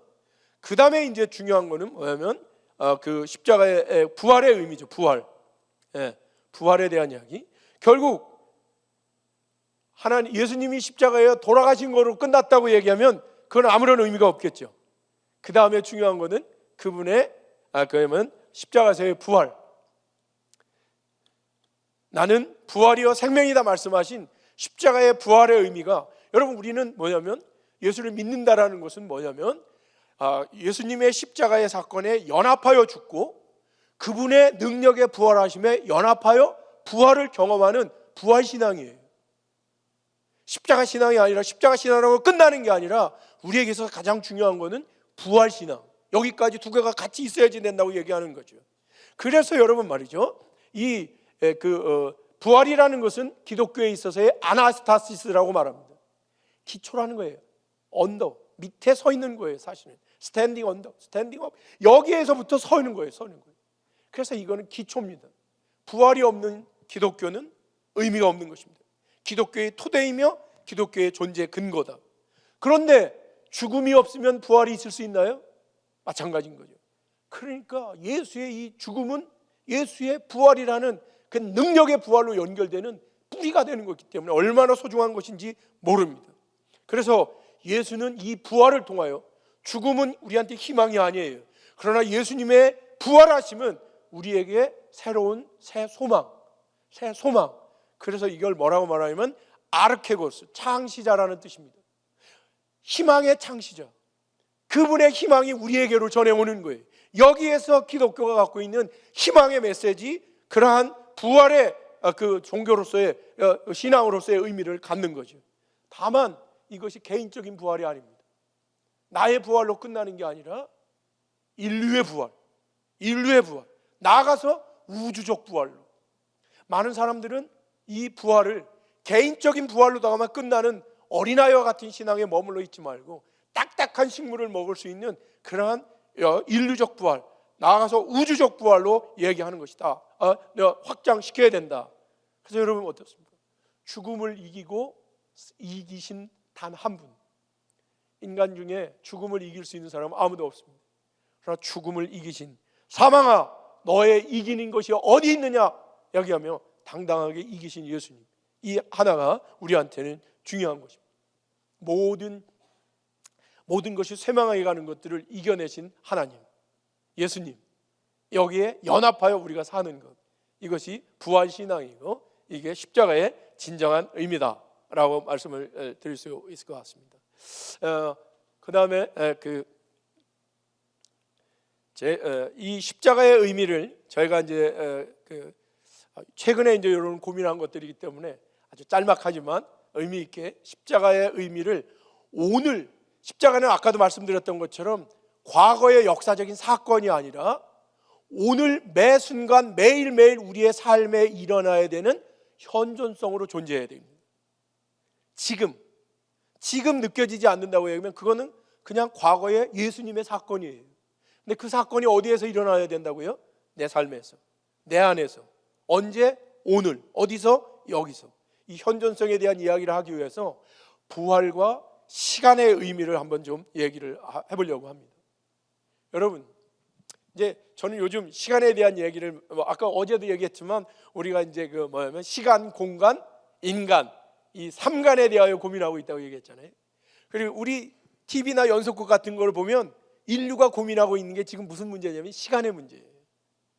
그래서 과거에서 현대로 오고 미래에서 현대로 오고 이 4차원으로 이제 가려고 인간이 노력하고 있는데, 우리 신앙 안에서는 이 시간의 문제가 이미 해결된 겁니다. 바울 신앙에 있어서 가장 중요한 부활의 현존성, 십자가의 현존성이라는 것이 사실은 이미 해결됐다고 저는 생각하는 사람인데요. 여러분 말이죠, 이런 질문 좀 한번 해보겠습니다. 세상에서 가장 무서운 것이 뭐냐라고 얘기하면 그건 시간입니다. 왜? 시간은 모든 것을 죽여요. 시간은 모든 것을 살리지만, 탄생시키지만 시간은 모든 것을 죽인다, 이렇게 얘기합니다. 이걸 시간이 갖고 있는 야누스성이라고 얘기해요. 여러분, 그 중세에 유럽을 다니다 보면 시계탑에 성당에는 반드시 시계탑이 있어요. 그 시계탑 밑에 어딘가에 보면요, 저 글이 써 있습니다. Time begets and destroys everything. 시간 때문에 생명이 나와요. 뭔가 만들어내요. 얘도 시간을 만들어낸 시간이 있어요. 근데 시간은 얘를 앗아가요. 죽여요. 언젠가 파괴시켜요. 저도 어느 시간에 태어났지만 언젠가는 죽어요. 그래서 이 시간이라는 것은 야누스성, 살렸는데 죽여요. 무서운 거예요, 시간이 절로. 그래서 근데 시간에는 우리 요즘은 많은 그 예화를 통해서 말씀하고 있지만 크로노스와 카이로스라는 두 개의 시간이 있는 거 아시죠? 크로노스라는 거는 그리스 로마 신화에 나온 크로노스 신은 어떤 신이냐면요, 자기가 자기 아들이 자기를 배반할 거라는 신탁을 받고 태어나가지고요, 왕이 돼가지고요, 자기가 부인하고 애를 낳고요, 애가 나면요 조금 이따 잡아먹어요. 똑같은 거죠. 시간이니까, 크로노스니까. 시간은 애를 낳는데, 생명을 낳는데 잡아먹어요. 그러니까 이 크로노스라는 신은 그렇게 되는 거예요. 그래서 어떻게 하느냐면요, 애를 10명 정도 낳는데 낳고 난 다음에 조금 이따 잡아먹고, 난 다음에 조금 이따 잡아먹고, 마지막에 막내가 그 부인이 하도 안 돼서 자식을 죽였다고 그러고 감추고, 그렇게 해서 결국 이 아들이 누구를 죽이냐면 크로노스를 죽여버리고 자기가 왕이 되는, 그래서 새로운 왕조를 만들어 갑니다. 이게 이제 크로노스의 이야기인데, 우리가 살고 있는 이 시대를 뭐라고 말하죠?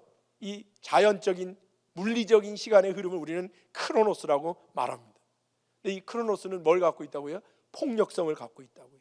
나음과 죽임을 계속해서 반복하고 있는데, 이걸 자연의 시간, 물리의 시간, 파괴의 시간, 허무의 시간. 시간은 허무해요. 모든 것을 다 파괴하니까 결국 있습니다. 이거는 비껴갈 수도 없고 역행할 수도 없고 반복할 수도 없고 비약할 수도 없습니다. 그리고 모든 시간은 엔트로피가 증가한다고 해요. 부정성이 무질서성이 늘어나는 거죠. 사실은 이렇게 아름다운 기구가 있었지만 조금 있으면 다 파괴돼서 무질서로 가죠. 질서가 없는 곳으로 가는, 이게 크로노스인데, 세상의 시간인데, 여기서 우리가 찾으려고 하는 게 뭐냐? 그 다음에 이제 카이로스의 시간입니다. 여러분, 그리스 로마 신화에 있어서 카이로스라는 신은요, 어떤 신이냐면 저렇게 생겼어요. 카이로스의 신은요, 어떻게 생겼느냐면 앞머리는 되게 길어요.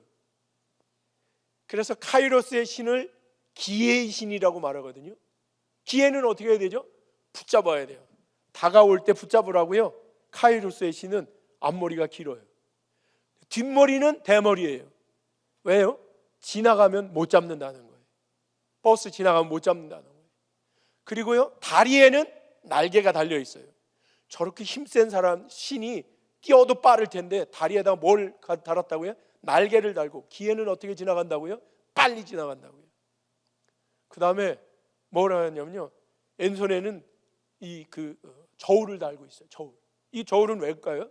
저울은 이게 나한테 기회가 되는지 안 되는지 빨리 재라는 거예요. 그리고 오른손에는 뭘 갖고 있냐면 칼을 갖고 있습니다. 기회가 아니면 자르고 기회면 붙잡아야 되는 거예요. 사실 이게 카이로스의 신입니다. 기회의 신이라고 얘기하고요, 기회를 잡는 거라고 생각하고, 이거는 상대적인 시간이에요. 크로노스는 절대적인 시간이라면 이건 상대적인 시간이에요. 여러분이 카이로스를 언제 알 수 있느냐면, 여러분, 재미없는 설교나 재미없는 강의를 할 때는 굉장히 길어 보이죠. 근데 사랑하는 여자친구와 데이트를 하면 1시간이 얼마나 빨리 지나가는지, 이게 카이로스예요. 그리고 그 시간을 기다리는 시간은 얼마나 긴지 10분이 3시간 같아. 왜 이렇게 시간이 안 가는 거야? 이게 카이로스예요. 상대적 시간인데요, 이건 세상에서 이야기하는 카이로스예요. 우리가 얘기하는 하나님의 시간으로서의 카이로스, 이거는 뭐냐면 섭리의 시간이다. 하나님의 섭리의 시간이다. 그래서 중세 종탑에는 밑에는 뭐가 있어요? 모든 것을 낳지만 모든 것을 죽이는 시계, 시간이 그려져 있지만 그 위에는 뭐가 있어요? 십자가. 섭리의 시간이 이 파괴의 시간을 이긴다라는 뜻이에요. 두 개를 항상 함께 두고 십자가가 위에 있는 거예요. 위에가. 무슨 말이냐? 너희가 예수 안에 있지 아니하면 이 시간이라는 존재가 너를 다 죽인다. 이걸 상징적으로 얘기하는 거예요. 다른 말로 얘기하면 크로노스를 제압할 수 있는 것은 죽음을 이긴 그리스도의 시간, 그리스도의 권능밖에 없다. 상징적으로 얘기하는 거예요. 그냥 시계를 갖다 놓은 게 아니에요. 그래서 카이로스의 삶이라는 것은 사명의 시간이 아닌 생명의 시간. 그래서 어떻게 해야 돼? 계속해서 죽어가는 패망의 시간이 아니라 매일매일 순간순간 새로 태어나게 하고 새로운 구원에 이르게 하는 시간, 이거 우리는 카이로스의 삶이라고 말하는 거죠. 어거스틴이 이 이야기를 한 거예요. 여러분, 여호수아 10장 12절 말씀해 보면, 그죠? 여호수아가 기도했을 때 어떻게 되죠? 태양과 달이 기브온 골짜기와 아얄란 골짜기에 어떻게 멈춰서 있을 때, 여러분, 크로노스 입장에서는 보면 시간이 멈춘 거예요. 시계의 좌표가 바뀐 거예요. 하루 동안이나 머물러 있었는데, 이걸 우리는 뭐냐면 카이로스의 시간. 여러분, 우리가 어떤 면목에서 보면요, 사랑하는 사람과의 데이트 시간은요 1시간이 10분처럼 보인다고 얘기하는, 그건 시계의 좌표가 어떻게 된 거예요? 바뀐 거예요. 이 카이로스, 섭리의 시간, 하나님이 개입하셔서 섭리하는 시간, 그런 것이죠.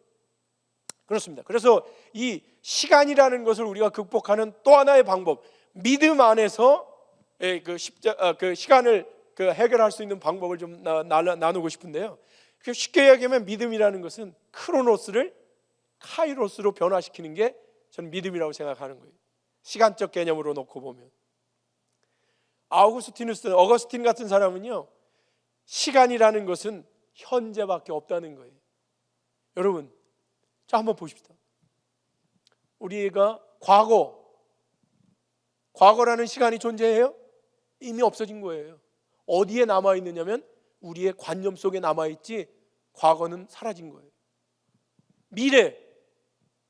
미래라는 건 오늘 제가 죽으면 내일이 없는데요. 뭐 쉽게 얘기하면, 세상 사람으로 얘기하면 미래라는 거는 여전히 나야 어디에 있는 거죠? 관념으로 존재하는 거예요. 그러면 현재라는 시간은 지금 존재하는 것 같죠? 그런데 사실 알고 보세요. 현재는 뭐예요? 딱 하면 벌써 뭐예요? 과거. 똑 올라오려는데 과거. 사실 알고 보면 시간은 존재하는 거야, 없는 거예요? 없는 거예요. 철학적으로 얘기하면 시간은 존재하지 않습니다. 순간 미래였던 것이 순간 과거가 되어버리면서 현재라는 건, 시간이라는 건 존재하지 아니하고 유독 어디에 남아있는 거죠? 우리의 관념 속에 남아있는 것입니다. 그래서 이 시간을 복음적으로다가 어떻게 우리가 해결해야 되느냐, 이거는 우리가 그 데살로니가 전서 5장 16절 18절 말씀 한번 여기 안 적혀 있네요. 한번 볼까요? 데살로니가 전서 5장 16절에서 18절 말씀을 보면 뭐라고 말씀하고 있죠? 항상 기뻐하라, 쉬지 말고 기도하라, 그리고 뭐예요? 범사에 감사하라. 이 말씀을 깨닫고 난 다음에 얼마나 감사했는지 한번 보십시다. 여러분 말이죠, 우리의 신앙 안에서 우리를 가장 괴롭히는 것은 크게 보면 첫 번째 중요한 것은 과거입니다. 과거. 저도 이 과거를 아직까지도 해결하지 못한 진짜 많은 부분을 해결했지만 우리의 신앙 안에서 과거는 우리를 붙잡아두고 있습니다. 아까 말씀드린 것처럼 과거는요, 사실은 우리 관념 속에 존재하거든요. 근데 두 가지로 존재합니다. 하나는 아름다운 추억, 이건 우리를 살게 해요. 아름다운 기억들, 이건 우리를 살게 합니다. 두 번째 중요한 거는 뭐냐면 나쁜 추억. 이 나쁜 추억 우리를 죽게 하는데 그걸 뭐냐면 르상띠망, 이걸 원망이라고 말합니다. 우리를 괴롭히는 인생의 가장 커다란 것은 과거에 일어났던 것에 대한 저 원망으로부터의 자기 파괴예요. 과거는 이미 지나갔습니다. 나에게 그 나쁜 짓을 행했던 그들은 지금 기억도 하지 않습니다. 아니, 자기가 잘못했다고 생각도 안 합니다. 근데 나는 그 과거의 그 사건 때문에 오늘도 죽어가고 있습니다. 이걸 르상띠망이라고 말합니다.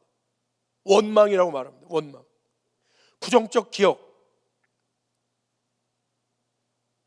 우리가 얼마나 어이가 없는지 몰라요.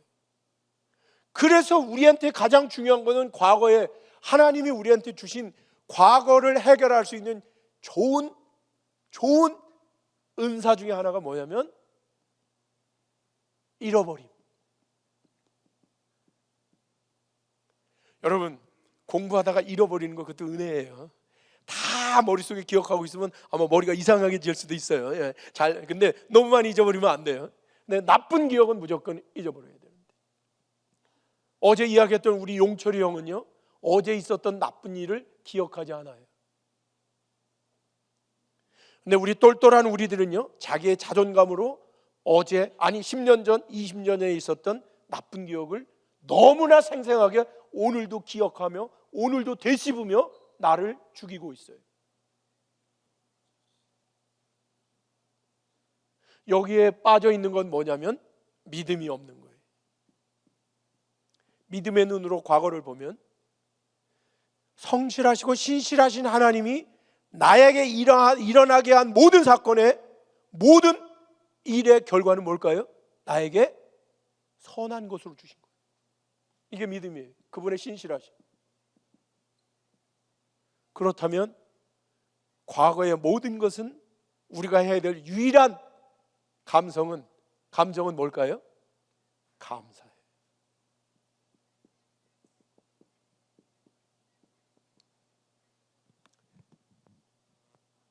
여러분의 삶 가운데 여러분을 부모로부터 받은, 부부로부터 받은, 다른 교인들로부터 받은 수없이 많은 부정적인 기억들은 여러분의 뭐가 없음을, 믿음 없음을 증명하는 거예요.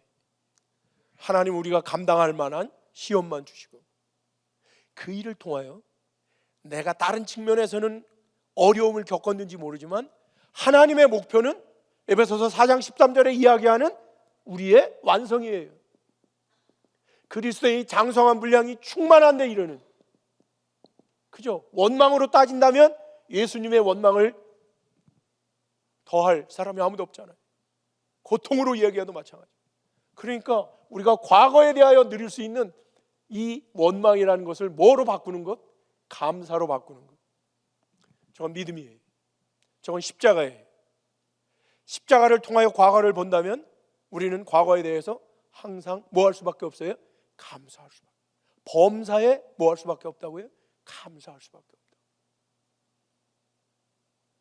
여러분, 이건 놀라운 거예요. 과거에 대한 유일한 기억은 감사. 옳소이다. 이것이 하나님의 기쁘신 뜻이다. 모든 일에 대한.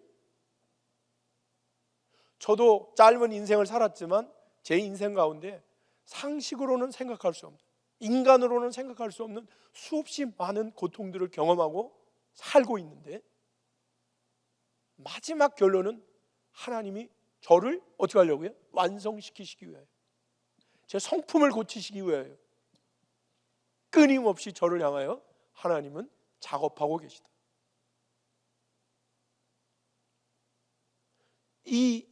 이걸 깨닫고 난 다음에 저는요, 얼마나 지금 많은 부분에 있어서 여전히 해결되지 않은 몇 가지의 일들이 있지만요, 지난 과거들에 대해서는 그걸 재해석하는 거예요. 이 원망스러운 사건이 구속사적인 관점에서 어떠한 의미를 갖느냐, 재해석. 그 사람의 실수나 그 사람의 나쁜 의도가 아니라 바로를 들어서 사용하신 것처럼 그를 들어서 나를 막대기와 지팡이로 나를 훈련시키시는 하나님의 선한 뜻을 발견하고 뭐 하는 거죠? 감사하는 거예요. 전 믿음의, 놀라운 믿음의 태도들. 어느 것도. 두 번째 중요한 거는 미래. 미래도 마찬가지입니다. 미래라는 것은 존재하지 않는 거예요. 어디에 존재하느냐면 우리의 관념으로 존재하는 거예요. 근데 얼마나 많은 사람들은요, 오지도 않을 수도 있는 그 미래에 대하여 우리는 뭐 하느냐? 두 가지입니다. 긍정적인 거는 뭐죠? 기대하는 거예요. 소망하는 거예요. 두 번째 중요한 거는 뭘까요? 부정적인 거는 뭐죠? 조르게라고 말하는데, 염려. 코로나 걸릴까? 죽을까? 학교 떨어질까? 직장에 못 갈까? 우리를 죽이는 대부분의 것은 미래에 대한 뭐라고요? 염려. 너무나 많은 걸 우리를 괴롭히고 있어요.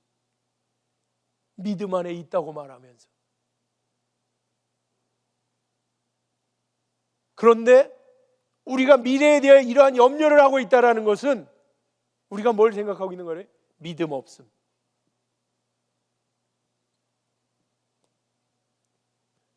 하나님이 우리에게 주시는 것은 뭐라고요? 다 우리에게 좋은 것으로 주시는 신실하신 분이에요.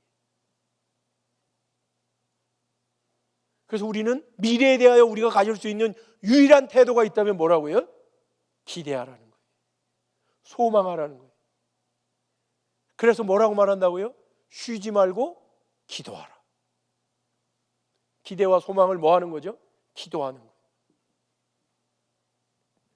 우리가 시간에서 미래에 대해 가질 수 있는 유일한 태도가 있다면 그거는 신실하신, 십자가를 통하여 미래를 바라보면 우리는 뭐 할 수밖에 없다고요? 기대할 수밖에 없다. 하나님이 하실 거야.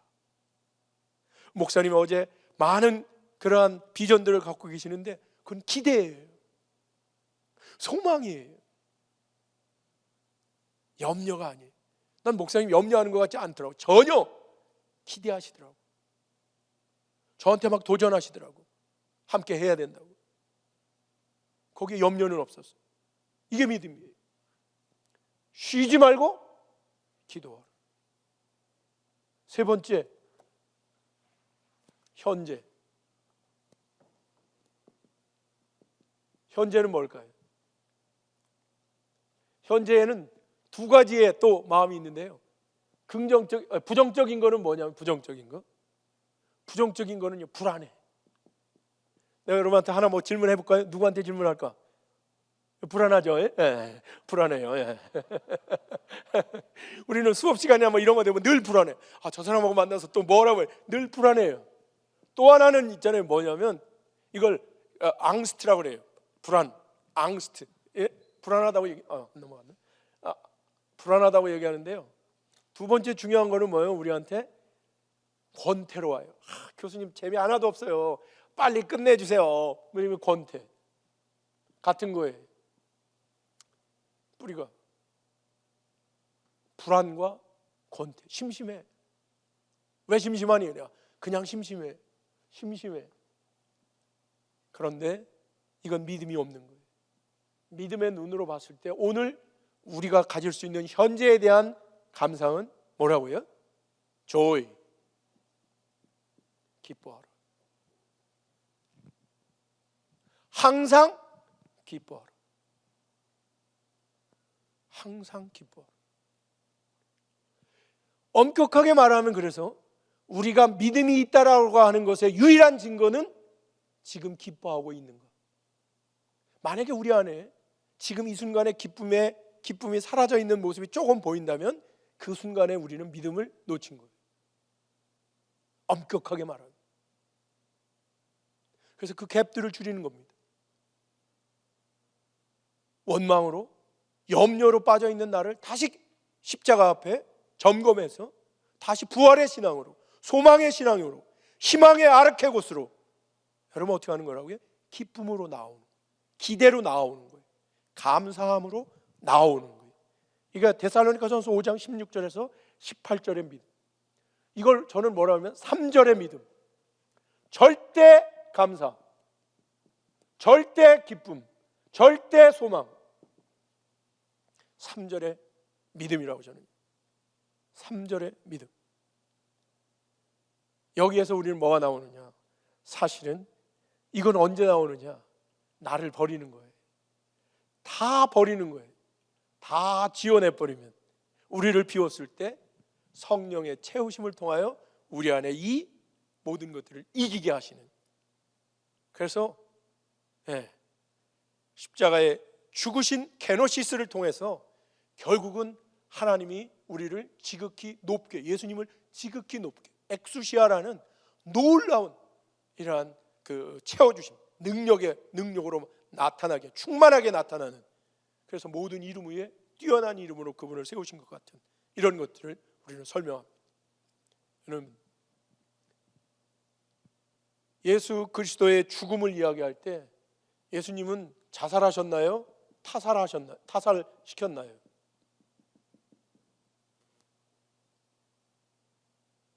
자살했다면 우리하고 맞지 않습니다. 사람이 신을 죽일 수 없습니다. 예수님의 죽으심은요, 우리를 위하여 당신께서 스스로 그냥 그저 죽으신 거예요. 자살도 아니고 타살도 아니에요. 우리가 누구죠? 빌라도가 예수님을 죽이셨다? 감히 how dare! 어떻게 신을 죽입니까? 그럴 수 없습니다. 우리를 너무 사랑하셔서 심장이 터지는 그 사랑으로, 절대적 사랑으로 그냥 그분이 가신 거예요. 십자가의 의미. 다시 한번 이제 사순절을 지나가면서 우리가 부활절 날 저는 한국교회에 대하여 그 십자가의 의미가 고통으로만 남는 그런 십자가가 아니라 신적 자존심을 버리신 그 놀라운, 어떻게 보면 그죠? 하나님의 비우심, 그리고 그 비우심을 또 채우시는 부활, 이 두 가지로 절대적인 순종과 절대적인 주권에 드러나심, 하나님의 주권이 온전하게 드러나는 십자가의 사건에 대하여 우리는 고민해 봐야 한다. 그리고 이 부활이 우리에게 현존성으로 오늘 here and now, 여기에 우리 안에 부활이 우리에게, 그리고 저희와 함께 있기를, 부활의 현존성. 그래서 우리를 here and now, 여기에서 부활을 매일매일 경험하는 우리의 삶이 되기를 원합니다.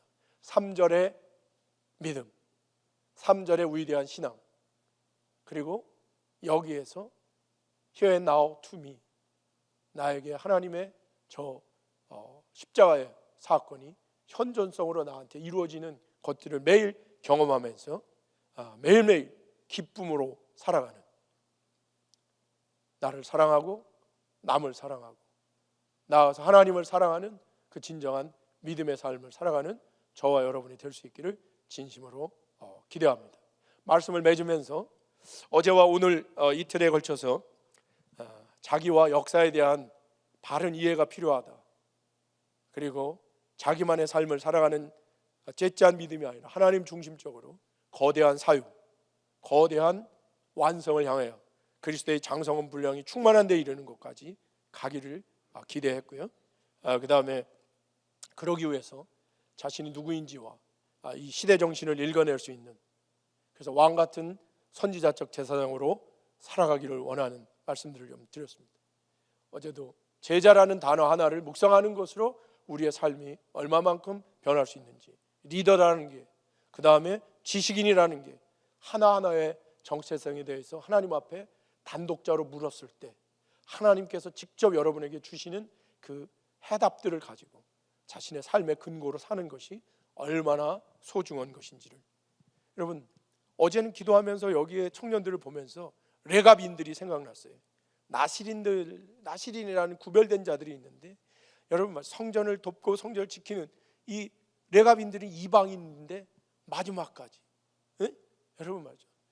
예레미야 때인가 그때 레갑인들이 왔는데요, 오래전에 하나님이 주신 그 약속의 말씀을 끝까지 지키는 프라미스 키퍼로 레갑인들이 남은, 이방인들이, 유대인들도 이스라엘 사람들도 다 패역하고 있는 그 세대에 이방인 중에 레갑인들이 하나님의 말씀을 지키고 자기의 독주를 마시지 아니하고 삭도를 대지 아니하고 포도주를 먹지 않는 그 모습으로 있는 것들을 발견하면서 어제 여기 청년들이 그렇게 기도하고, 오늘도 제가 담대함을 얻어서 강의를 길게 하는 거예요. 딴 데 가면요 시간 보고 눈치 보고요 벌써 끝냈어요, 1시간 전에. 근데 정말 담대하게 하잖아. 왜? 여기는 레갑인들이 보이는 거야. 아마 여러분 나시린으로 구별된 그런 삶들을 살기, 이 서원이 얼마나 중요한지 몰라요. 사실은 특별한 나시린이라는 표현을 쓰지 않더라도 기독 청년이라는 이 한 단어에 대한 분명한 자기 묵상과 그 묵상에서 주신 답에 대한 실천, 프락시스, 그 실천을 갖고 산다고 얘기하면 우리의 삶은 믿음의 능력의 믿음으로, 기쁨의 믿음으로 변할 수 있음을 저는 분명히 다시 한번 믿습니다. 뒷부분에 시간을 가지고 여러분한테 설명하기 조금 장황했는지 모르지만, 그래도 사실은 그 십자가의 그러한 그 능력들이 내 삶의 시간을 통하여 삶의 현장에서 일어나게 하는 것은 과거와 미래와 현재에 대한 이 모든 부정적인 감정들과 부정적인 문제들을 십자가 앞에 잠재우는, 한 큐에 재우는 그 죽음에서 이길 수 있는 방법이라고 생각하기 때문에 여러분 한번 부족하지만 나눴습니다. 여러분의 삶 안에 성령님의 인도하심을 따라서 늘 그 기쁨으로 그 충만한 프레로마의 삶을 살아가는 여러분이 되길 주의 이름으로 간절히 기도합니다.